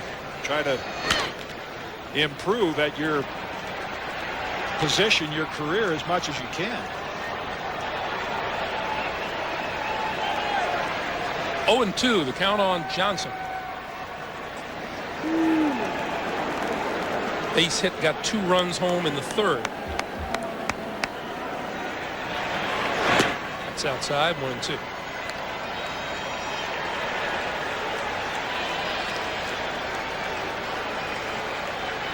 Game 3 of the ALCS, and it is seen the Chicago White Sox bats come alive to the tune of 6 runs and 9 hits tonight.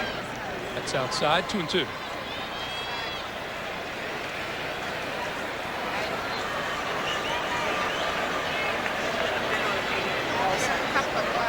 Tomorrow night, Jason Beret for Chicago, Todd Stottlemyre for Toronto. Now the count full to Johnson. Talked about the White Sox road record, and especially since the All-Star break, they're right there with the Atlanta Braves, and that seems like a trend nowadays. Players feel almost more relaxed playing away from home. I think with bigger crowds, higher expectations, maybe players feel a little more pressure at home than they do on the road. There's a base hit into right field for Johnson. That's his second to the net. So he's on with 1 out. This is Sky Dome in Toronto, Ontario, Canada.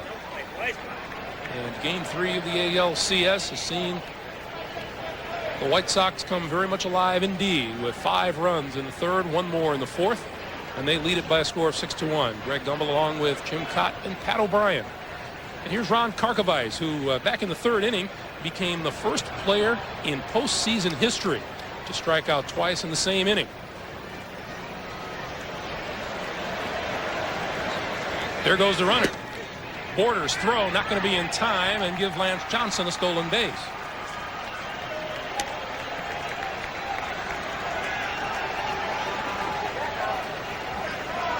Look at the jump Lance Johnson gets as soon as Danny Cox lifts up his leg.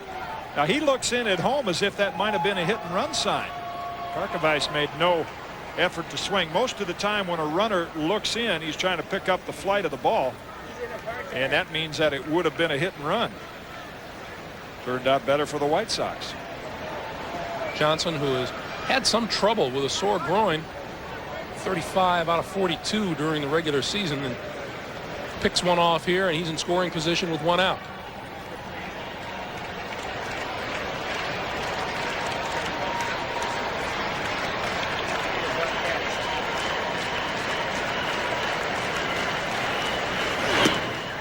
Big fastball from Danny Cox, and it's 0-2. Tomorrow afternoon, the Philadelphia Phillies and the Atlanta Braves, 2:30 Eastern time, with the first pitch coming your way at 3. Baseball 93 with Pat O'Brien precedes it. And we'll be back here in Skydome tomorrow night with Game 4 between Chicago and Toronto. And Karkovice goes down swinging again.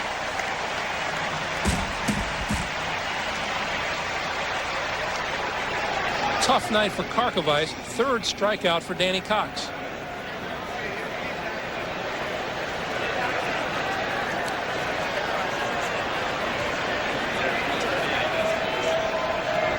Two out now, and a runner at second for Ozzie Guillen. Guillen 1 out of 2. Base hit back in the 4th inning. He scored.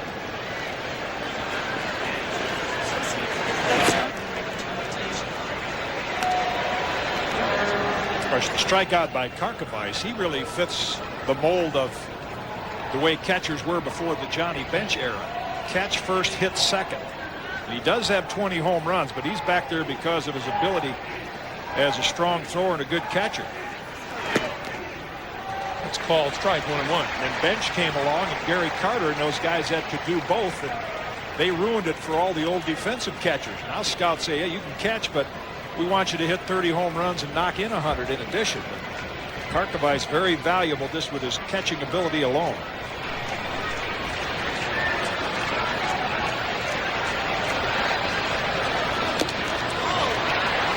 1-2 now, the count on Guillen.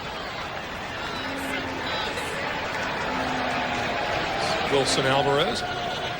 Every pitcher has a favorite little spot. Where was yours? Day. Where was yours? Up the runway where I could hide. You know, you get a little towel and a cup, and you got your seat on the bench on the day that you pitch. For most pitchers now, it is in the corner. You'll see him run to the corner of the dugout. He's talking there with George Bell.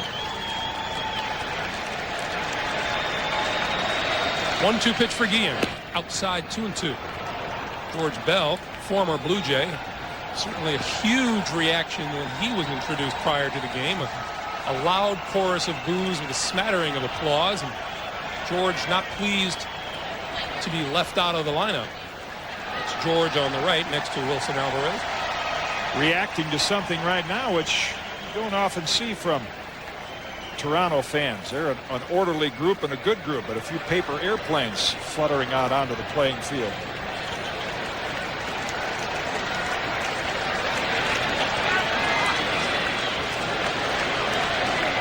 Two pitch. Guillen stays alive. Danny Cox throwing awfully hard tonight.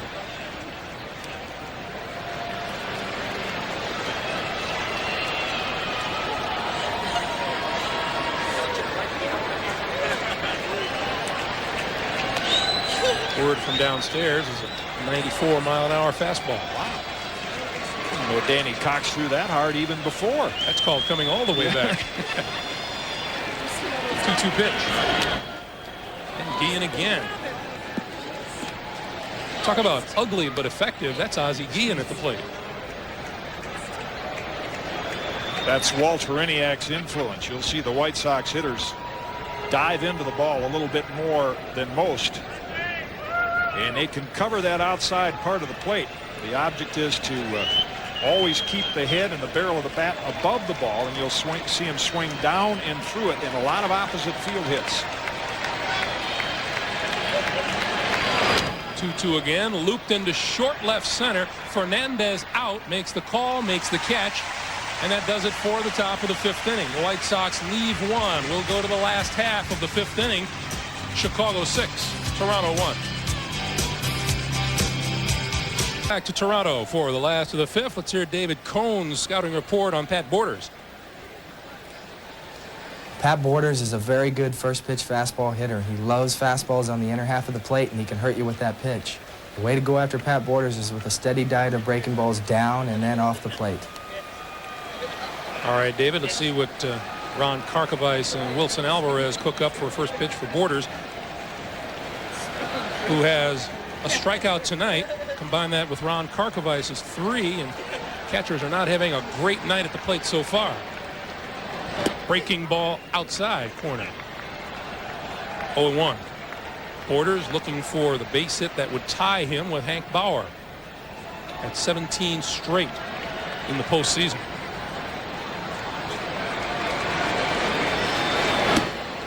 One and one. Borders hit the first 2 games of this series, all 6 games in the World Series last year, all 6 games of the ALCS last year, and then the last 2 games of the '91 ALCS. Pretty good number 9 hitter.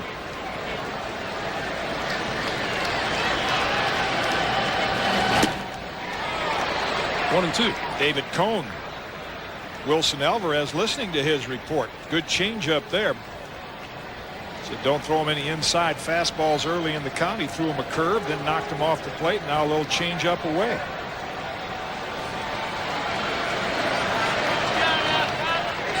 See what Alvarez comes back with at 1 and 2.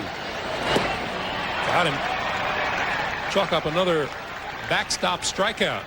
I think that getting out of the bases loaded jam did for Wilson Alvarez what Dave Stewart did for the Blue Jays in Game 2. This again is a late breaking curveball. See, the hitter sees that right about there, and it looks thigh high. Nope. Karkovice catches it just off the ground. Late movement. The key to successful pitching. 4th strikeout for Alvarez. And to the top of the order, and Ricky Henderson, who doubled back in the 3rd inning for his first hit in this series. Fastball high, 1-0.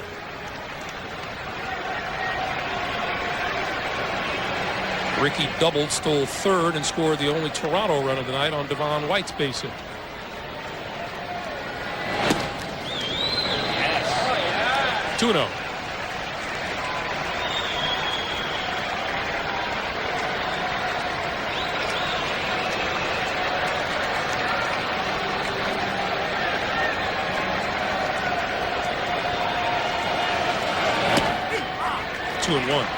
We've never had an American League Championship Series in which the road team won each of the first 3 games. The White Sox would certainly like to help set that trend here tonight.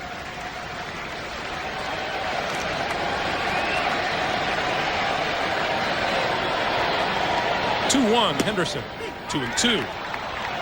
Good backdoor breaking ball. That's the curveball that Alvarez has started to throw, much like Tommy Glavine. You'll see him tomorrow in that Phillies series.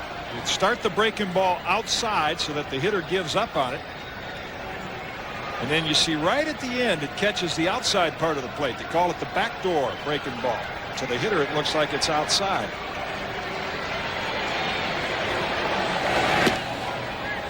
And Henderson takes ball 3. The count now full at 3 and 2.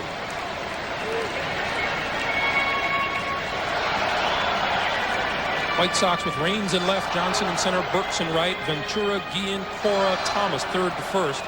A battery of Alvarez and Karkovice. Ricky! Devon White will be the next hitter. Got him swinging. 2nd straight strikeout for Wilson Alvarez. 5th strikeout of the night on a 95-mile-an-hour fastball. Challenged Ricky right in the strike zone. You could see the determination in the eyes, and then look at the reaction after he strikes him out.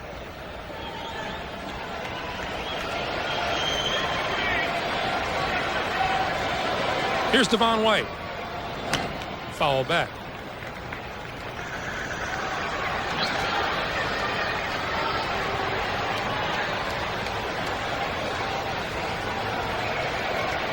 White singled home a run in the 3rd, and then was picked off first by Alvarez.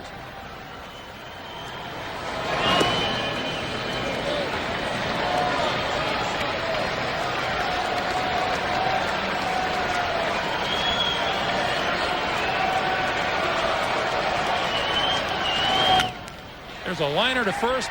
Frank Thomas has it. And we've played 5. 6-1 Chicago will return to the Sky Dome after this word from your local station.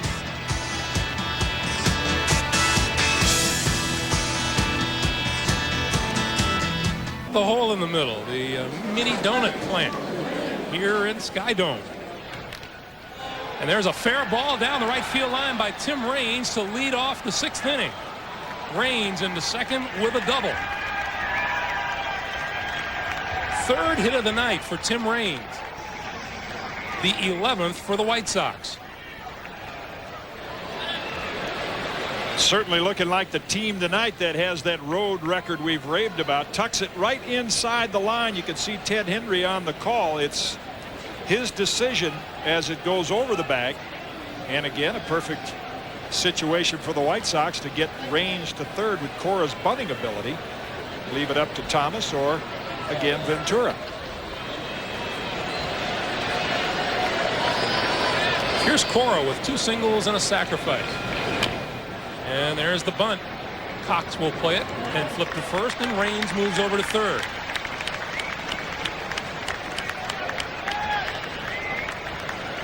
I want to remind you that coming up Sunday on the NFL Today, join Terry Bradshaw and Jim Nance for all the latest NFL news, including a special look at the leader of America's team, Dallas Cowboys quarterback Troy Aikman. Also a chat with Phil Simms as the New York Giants try to rebound against the Redskins.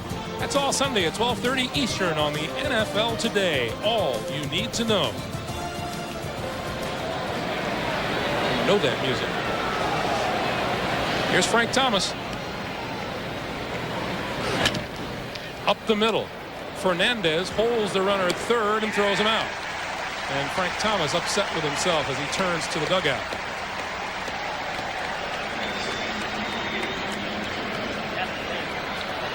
Uncharacteristic of a Frank Thomas swing also. One of the strengths he has as a hitter is discipline. He does not often chase a pitch out of the strike zone, but Cox got him to reach for this one. He got it out where he had to reach for it, got it off the end of the bat. Reverse strategy here. Now they'll walk Ventura to get to Burks. And Ventura, who hit the ball hard in the first inning when Joe Carter made the leap against the fence, walked in the third, hit a sacrifice fly in the fourth, is being walked intentionally here for Ellis Burks, who has hit the ball twice. It's 2 for 3. Hit the ball hard twice.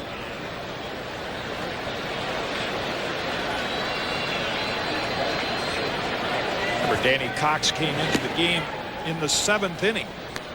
In game 1, pitch 7 and 8. That's been his role. Why is he in there early in this one? I think because Cito Gaston says with Toronto's powerful lineup, I get him in there early and try to keep the Blue Jays even within 4 or 5 runs. He referred to what they did against Oakland last year. That's why you see a setup man in the game in the 4th inning. So they put the left-hander Ventura on at first. Raines is at third with 2 out, and here's Ellis Burks. A single in the second, a 2-run single in the third, and he struck out to end the 4th.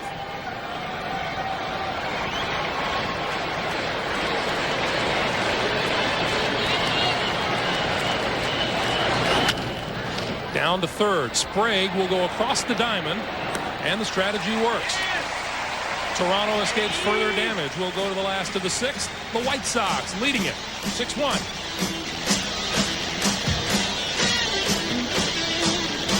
Starts to go up a little bit for Toronto's fans as Paul Molitor steps in to start the last of the 6th. It'll be Molitor, Carter, and Olerud to face Wilson Alvarez, who has shut the Blue Jays down 1 run, 6 hits tonight.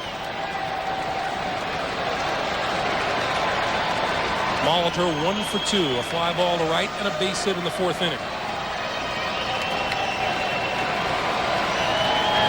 Down and in. Talk about Paul Molitor and the way he hits, Jim. Well, we heard before his last bat how he tries to make the swing as simple and compact as possible. Watch the front knee, the left knee, and the foot.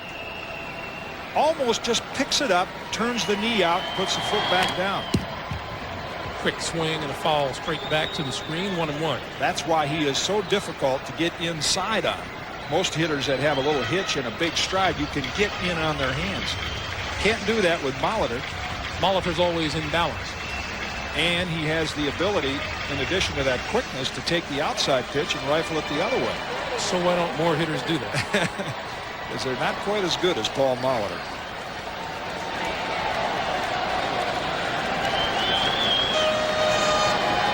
One pitch. 1-2 on the foul down third.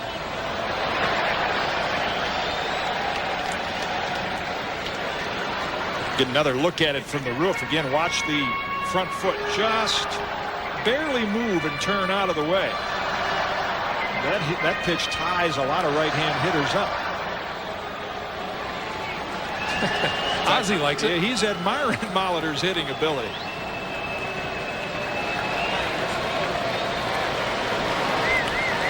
Here's the 1-2 to Molitor. Strike 3 called. And Molitor with a quick look out to Wilson Alvarez.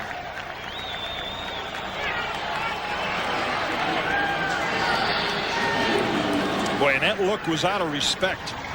Love the determined look in Wilson Alvarez's eyes. You could pick up the spin on his fastball, and I think that shocked Paul Molitor a little bit. The best time to get a good hitter out with a fastball inside is when you're ahead in the count. Most of the time they're sitting on a breaking pitch. They're not quite as quick. Here's Carter. Strikeout and a foul out in 2 trips.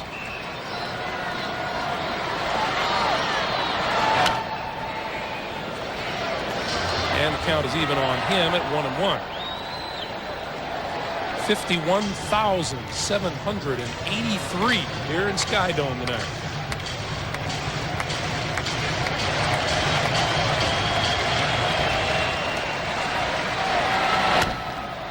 There's a fly ball to right field. Burks is there for out number 2. You know, I'd pay good money to see you wear one of those Blue Jays headdresses. Let's see. We've listened to the scouting reports of David Cone. When he was here, they had the Cone heads. There's the J heads. Feeling the money wouldn't be good enough. No. Nobody on and 2 out. And here's John Olerud, who's been a problem for Alvarez tonight.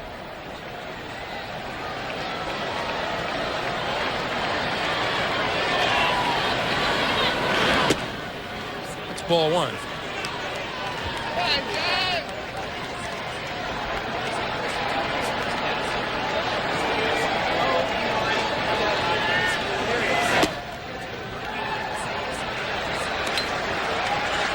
Now.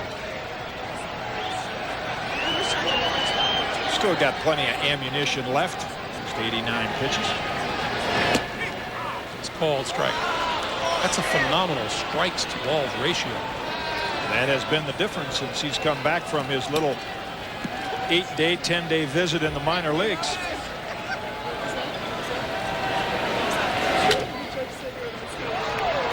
Fouled left. 2 balls, 2 strikes now to Olerud.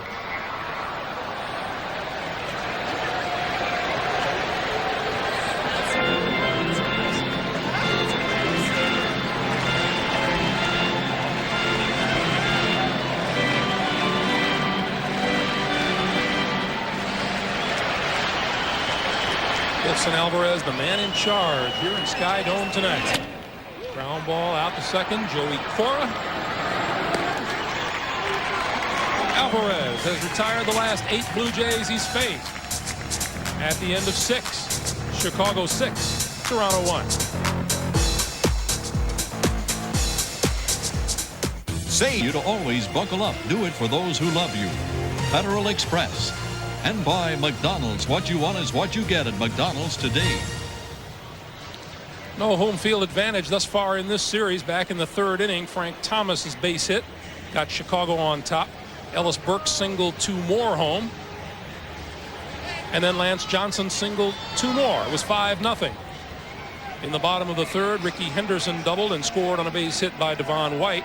And in the fourth, Chicago got it back on an Ozzie Guillen run. Ventura, the sacrifice fly, and Mark Eichhorn has now come on to pitch. And Bo Jackson swings at the first pitch, pops it behind first, and Olerud is in fair territory for out number 1. Second tour of duty with the Blue Jays. When Mark Eichhorn first came to the big leagues, he had a lot of success as a long reliever with the Blue Jays. Good winning percentage. He had some problems really of ineffectiveness, not as much arm problems. Went through a couple of organizations, pitched with the Angels. Now has landed back here in Toronto. Always difficult for right-hand hitters to pick up with that side winding motion. Lance Johnson trying to lay one down. Strike one. Eichhorn with a little bit of a hesitation on his delivery. And hitters hate that. They've seen over-the-top righties come in there. Now you get a guy with their term would be a herky-jerky motion. He stops. You see knees and elbows and that ball coming out of the side. You'd like to see him a couple of at-bats. You'll only see him for an inning or two. Hit hard, but right at Robbie Alomar at second. 2 out.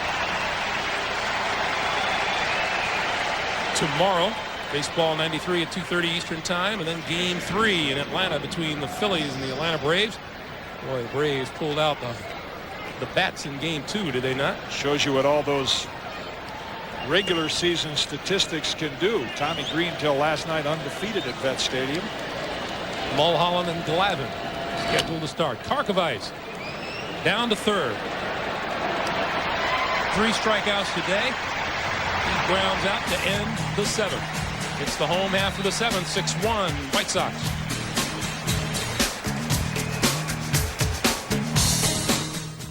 And there sits Toronto coach Rich Hacker in the culmination of a nice story. Well, I'll say we've talked about it the first 2 games. I don't think we can talk about it enough. Good to see him back in uniform after that tragic accident at All-Star break. Ball 1 to Robbie Alomar. This was a warm moment just prior to this game.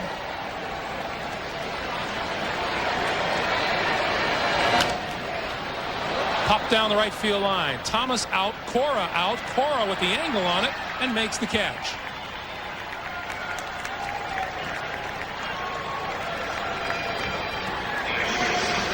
Pat Borders and all of the umpires, John Shulak, Ken Kaiser, welcoming Rich Hacker back in uniform. Those not familiar with the story, going home at the All-Star break. He was home outside of St. Louis, hit head on, in a coma for a long time, and now back. And the only trace of the accident, a little bit of a limp. Gene Lamont, the White Sox manager, gave Cito Gaston permission to allow him to be in uniform tonight. And to a man down in the Blue Jays dugout, they're just delighted to see Rich walk in, shaking hands and saying hello and getting around again.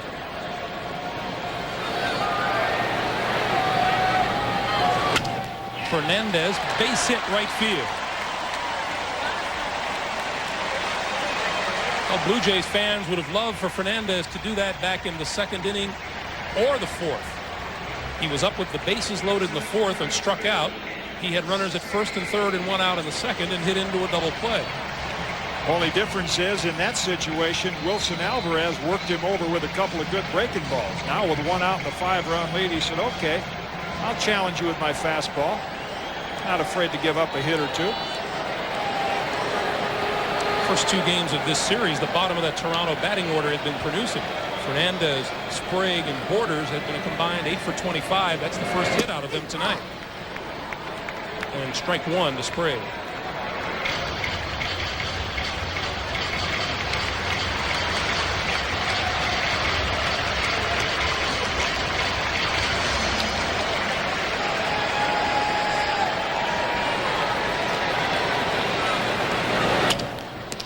Alvarez to second for 1, to first, double play. Another double play turn by Chicago, an inning ender, and at the end of 7, Wilson Alvarez and the White Sox leading it by 5.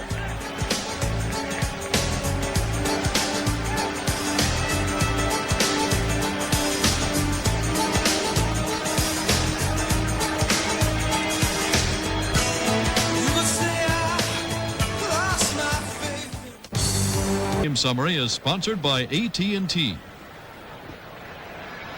The game summary goes back to the third inning when the White Sox struck for 5 runs against Toronto starter Pat Henkin, and Wilson Alvarez has made it stand up. And one thing about postseason play, you never know where the spark is going to come from, and it's come from the young left-hander for the White Sox tonight. I'll tell you, he couldn't be more impressive. 23 years old, got out of that bases loaded jam. You can see it in his eyes. Now, you love to see a pitcher that can kind of sense the finish line. Pace picks up a little bit, challenging hitters more. Ozzie Guillen shows bunt to start off the 8th inning and takes strike 1.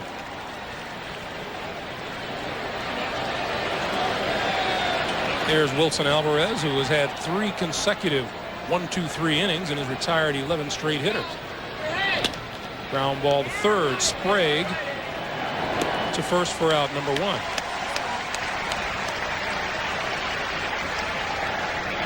Tomorrow it'll be Jason Beret going for Chicago, and Beret and Alvarez have been something to watch out on the mound. Tomorrow in Beret we will see maybe a bit of a harder throwing version of Pat Henkin. Beret is a high ball pitcher with the livest arm on that starting staff, and he's added a changeup that he's been able to throw for strikes.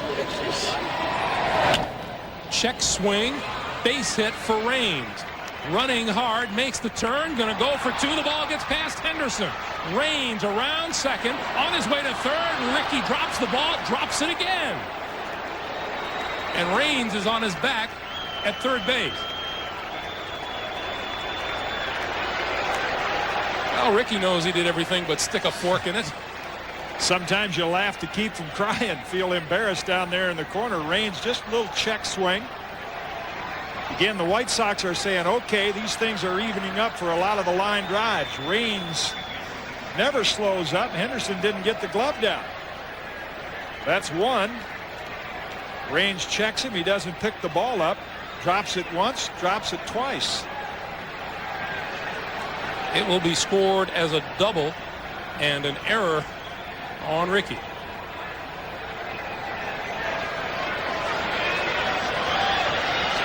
And for Tim Raines, that's 2 singles and 2 doubles in 5 trips to the plate tonight.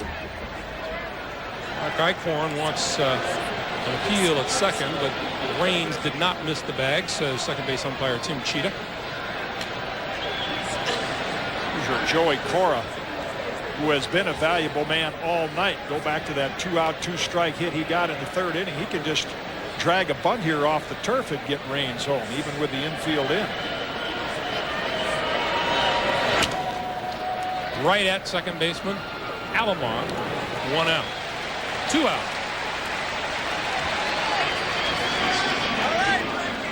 Here's the reason the White Sox or the Blue Jays appealed.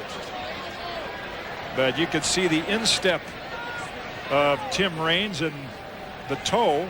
At least it looked like he got a corner of the bag, slice of it. Got a whiff of it. Here's Frank Thomas with a runner at third and 2 out. Infield back at its normal depth now. In Joey Cora's last at bat, we saw something that's been pretty typical of Chicago hitters tonight, going after the first pitch. And very aggressive. That error, by the way, by Ricky Henderson extends his all-time record for outfielders in postseason play. It was his 6th.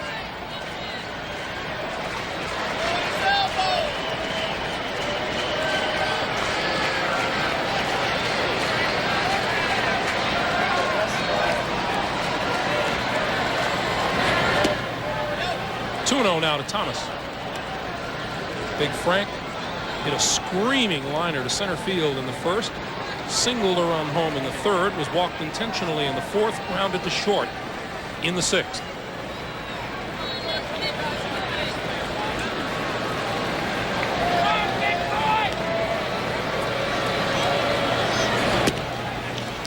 Ball 3. I don't envy Mark Eichhorn. This is almost like facing Frank Howard when you just have an average fastball. You've got to have something hard to get inside on Thomas. Eichhorn doesn't have it. That's why you see him really trying to nibble at that outside corner.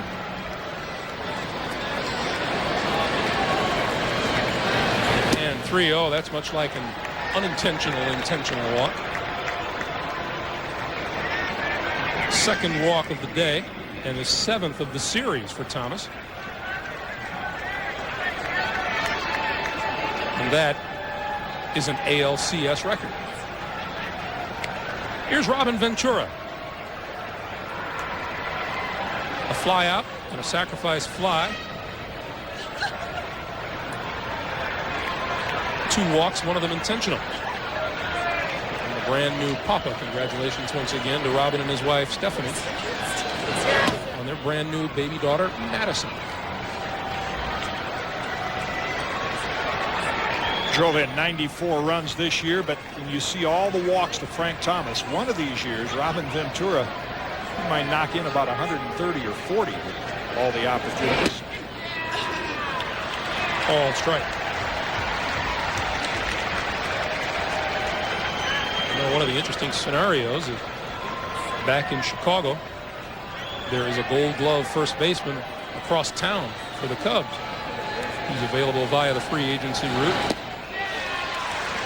Mark Grace, and if the White Sox wanted to spend some money, and if they could convince Frank Thomas to DH, that'd be a pretty formidable bat to put into that lineup. Be surprising to see the Cubs let that happen. Boy, they've got one of the best infields in the National League.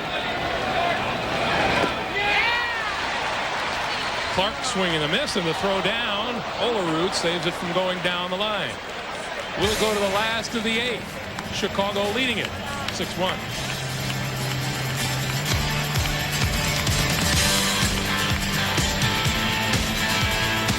If you check into the Sky Dome Hotel, you can quite likely get a view like this from center field as we start the last of the 8th inning. And Pat Borders, unless we're talking extra innings here, his hitting streak is in jeopardy, and he pops it up right side. Cora wants it and makes the catch. So Pat Borders 0 for 3 tonight, a couple of strikeouts and a pop up to second.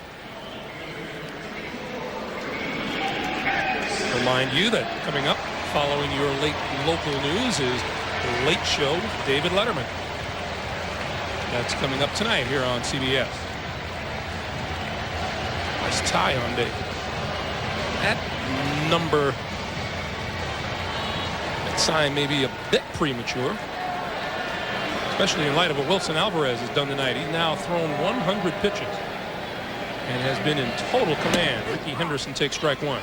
As a player, even though you read all the statistics about the odds overcoming losing the first 2 games at home, you look for reasons for optimism. And the White Sox did that, and there's the guy, Alvarez. See, yeah, we lost the first 2 at home, but Alvarez pitches this, which was the must game. If he hangs on, now you come back with Beret against Todd Stottlemyre, who has not been the most consistent starter. McDowell in game 5, and you start to rationalize, hey, White Sox could get back in this thing. Take it back to Chicago. 1-1 to Henderson, misses. Ball 2, 2-1. And even among the Toronto players, they acknowledge, as you mentioned, Beret's arm. They say he may have the best stuff on the Chicago pitching staff. 3-1 now to Henderson. And again, he is a young pitcher that I don't think is going to scare in a situation like this. He's got a good, tough New England hockey background like Tommy Glavine, who will pitch for the Braves tomorrow.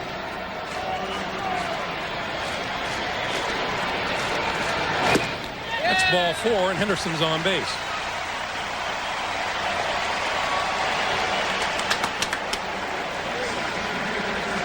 Now, we saw Ricky steal third back in the 3rd inning. Down 5-0. Does he run just to try to spark the team here? I don't think so. If he does at this stage of the game, they may let him. In fact, Ozzie Guillen is at the mound right now, pointing toward home plate. All smiles for Ricky, but more so for Frank Thomas. And I think Guillen's trip to the mound said to Alvarez, don't worry about him stealing. You got a 5-run lead with 5 outs to win the game. Go after the hitter. The hitter is Devon White, who's 1 out of 3.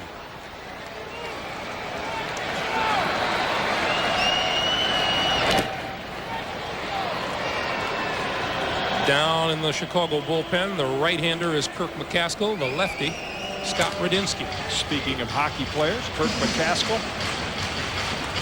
runner-up for the Hobie Baker Award when he was at the University of Vermont. That's hockey's version of the Heisman Award.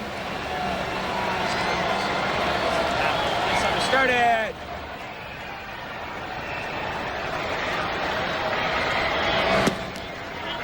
That's inside 1-1. You look around the league during the regular season, and a number of teams were crying for number 4 starters, in some cases number 3 and 4. And Chicago has a couple of guys down in the bullpen available for relief in McCaskill and Tim Belcher, who could fill that role for a lot of teams. They had the best pitching staff in the American League this year, earned run average wise, more quality starts, best ERA. And that's a nice adjustment that McCaskill has made to help this ball club out. He was primarily a starter, but he's been able to come in 6, 7, 8 inning situations just for an out or two.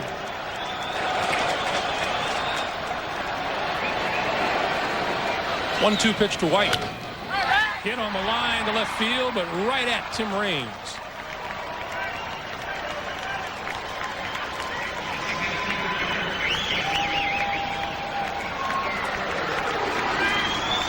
Well, Blue Jay fans could say, boy, line drive, we just didn't get any luck on that one. But credit Wilson Alvarez. A pitcher's got to lead late. See, Raines has to fight off that ball coming out of the lights just for a moment. But you've got a 5-run lead late.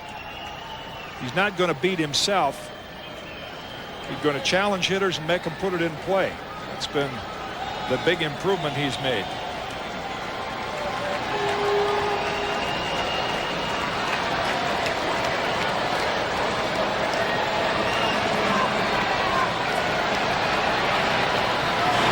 Molitor looks at ball 1. The big stride that Alvarez has made tonight. Coming in, he had walked an average of 5.3 batters per 9 innings this season. He's allowed just 2 bases on balls so far tonight. That's tight. 2-0.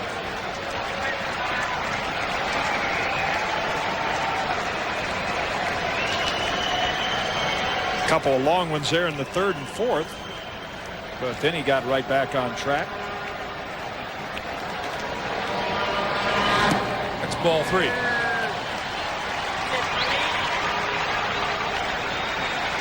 Could be his last hitter. Joe Carter in the on-deck circle. And quick call to the bullpen by Jackie Brown. Is McCaskill ready in case he isn't? Gene Lamont will give him a little more time with a trip to the mound. Going back to that pitch count we just showed inning by inning, that's where sometimes so much attention to the pitch count can be overdone, because it is the number of pitches in each inning. If you have a lot of high pitch innings early in the game, that takes a lot more out of you. But you can see after those 2 long innings, Alvarez came back with a 10-pitch inning, and then eventually he had, I think, a 6 or an 8. And that doesn't take quite as much out of him. It was a 10 and a 6.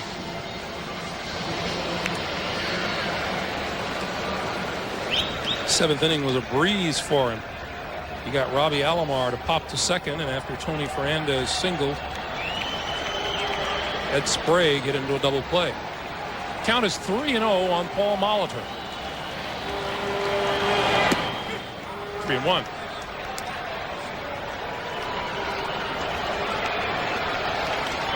Molitor has 1 of the 7 hits the Blue Jays have tonight.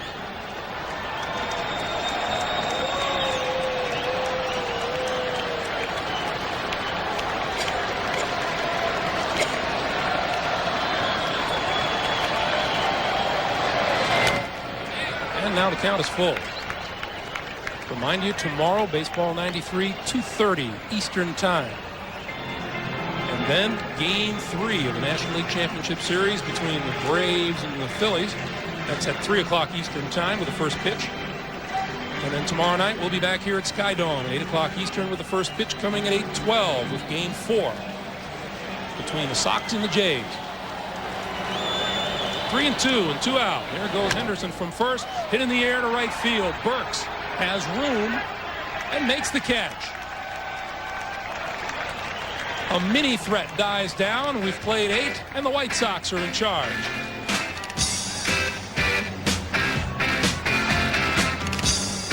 Toronto dugout. Jack Morris on the bench tonight, unable to pitch because of the torn ligament in his elbow, but certainly a big part of last year's World Championship team.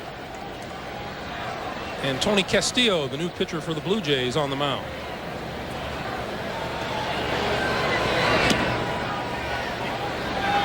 And he faces Ellis Burks, Bo Jackson, and Lance Johnson here in the top of the 9th inning. Looking at Paul Molitor and Jack Morris, I'm sure the Blue Jays, and if they win again, will send a thank you card to the city of St. Paul, Minnesota. Dave Winfield last year, Jack Morris, Paul Molitor, all from St. Paul, and they have 2 outstanding players in their farm system, Tom Quinlan and Chris Winkie, all out of St. Paul, Minnesota. Burks with a shot to center field. Devon White on his horse and makes the catch. Oh, so smooth.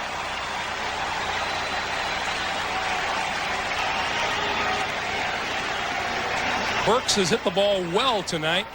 Devon White tracked it down. All of the championship series fans are getting a look at some outstanding center fielders. White just glides back and catches that one. You see Nixon, Otis Nixon for the Braves, Lance Johnson. Lenny Dykstra said he has not had as good a year in the field as he'd like, but he'll do all right out there also. Bo Jackson looks at strike one. Bo Jackson, with his comments after game 2, caused a little bit of a fuss. He told Pat O'Brien in the pregame that he didn't mean it, but if it would stir up his team and ignite something, then he'd do it again. Do you think he's done that? Well, I think that the one area that fires up a team and gets you back into a series more than anything is a solid pitching performance, and that's the guy that fired up the White Sox. No disrespect for Bo, but it was Wilson Alvarez and Joey Cora's 2-out, 2-strike single for me that turned this game around for Chicago. And really the only difference between this performance by Wilson Alvarez and the game 2 job by Alex Fernandez is the hitting support that he's got. And Bo goes around the loose 3rd strike, and he's out at 1st. 3rd strikeout for Bo Jackson tonight. He's 0 for 4 with a walk.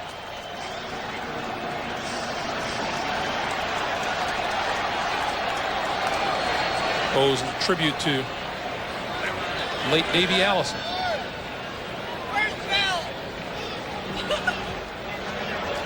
Two out, nobody on. Here's Lance Johnson.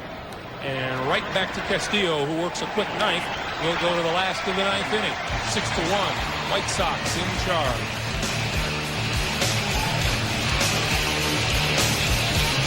CBS Sports coverage of Game 3 of the American League Championship Series is brought to you by Lexus Luxury Automobiles, the result of a relentless pursuit of perfection. Bud Light. If you want great taste that won't fill you up and never let you down, make it a Bud Light. And by your Allstate agent for home, auto, life, and business insurance. You're in good hands with Allstate. Last of the 9th inning. And Wilson Alvarez going for the complete game. Gets the curveball over. Strike one to Joe Carter. Carter, an 0 for 3 night. He'll be followed by John Olerud and Robbie Alomar. That's popped foul, and that's out of play. It's 0-2. Alvarez had just one complete game during the season, and he is making a bid here to become the first pitcher in the last 6 years, or only one pitcher in the last 6 years, has a complete game victory in an ALCS game.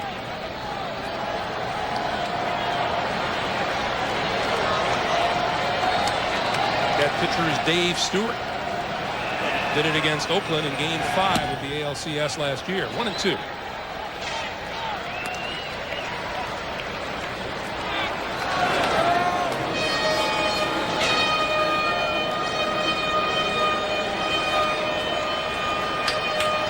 Correct that. Dave Stewart did it for Oakland against Toronto.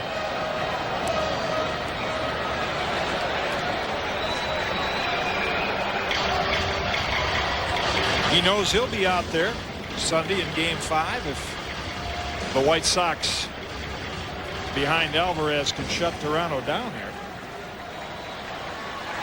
There's Jason Beret, tomorrow starting pitcher for Chicago. 1-2 pitch hit into left field. Tim Raines has it for out number 1. National League Championship Series tomorrow turns to Atlanta. A couple of left-handers, and I'm sure the Phillies encouraged by Terry Mulholland's performance on the last day of the season. He missed some time with a strained left hip. That's why the record just at 12-9. But Jim Fregosi said he was elated with the partial game that Mulholland gave him last Sunday, and he's ready to go in Game 3. It'll be a good one. A couple of crafty left-handers. John Olerud takes ball 1. Olerud singles in the 2nd and the 4th inning and grounded out to 2nd in the 6th.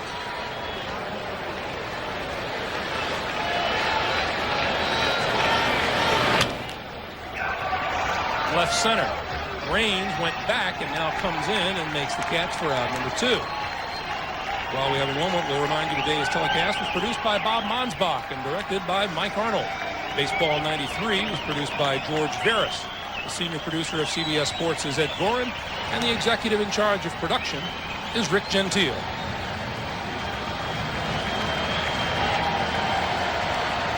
And we'll all rev it up tomorrow night. Get it underway at Game 4 of the ALCS. A pop-up. Down the line, Frank Thomas. And that does it. And the White Sox are still alive, very much alive in this ALCS. Toronto's lead is now 2-1. Wilson Alvarez leads the way. Chicago 6 and Toronto 1. We'll be back to Sky Dome in Toronto to wrap things up in just a moment. They are 6-1. They win Game 3 to close Toronto's lead in the series to 2-1. Our Chevrolet player of the game, left-hander Wilson Alvarez of the Chicago White Sox, who retired 16 of the last 18 hitters he faced. And Chevrolet will donate $1,000 on his behalf to the Special Olympics. Let's go downstairs now to Pat O'Brien. Pat. All right, Greg, thank you very much. And, Gene, that noise you hear is cheering up and down the streets of Chicago tonight. What was the difference tonight for your squad?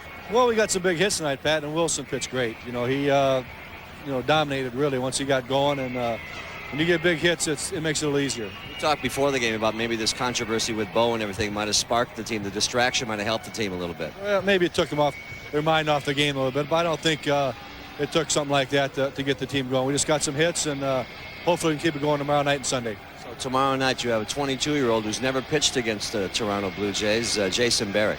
Well, one thing, Jason has good stuff, Pat, and that, they asked me if Wilson was nervous. I didn't think he was, but it's a lot easier not to be nervous when you have real good stuff, and Jason Barrick does too. Genius is when you win these things, aren't you? Makes it easier to sleep, I know that, and smile also. We'll see you tomorrow, Dean. Thanks for stopping by. Let's go back upstairs to the Greg. All right, Pat, for the first time, it is 3 road victories at the start of an ALCS. We'll be back. This series started very much in favor of the Toronto Blue Jays. They took games 1 and 2 in Chicago. Coming in here to Toronto, they were faced with a must-win situation tonight and got a complete game performance from left-hander Wilson Alvarez, who beat the Blue Jays by a score of 6-1. For Jim Cott, I'm Greg Gumbel saying so long from the Sky Dome. You've been watching Major League Baseball on CBS Sports, home of the biggest games in baseball.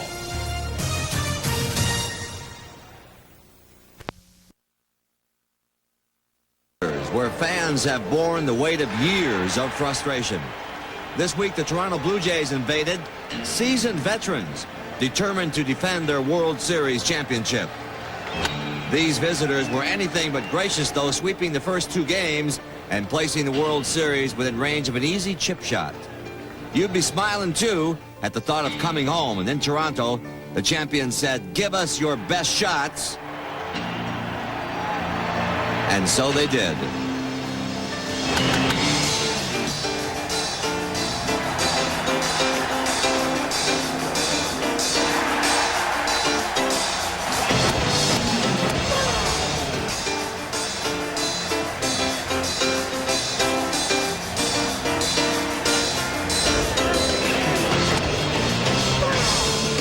And so with a deep sigh of relief, the White Sox have started to apply the big hurt to Toronto.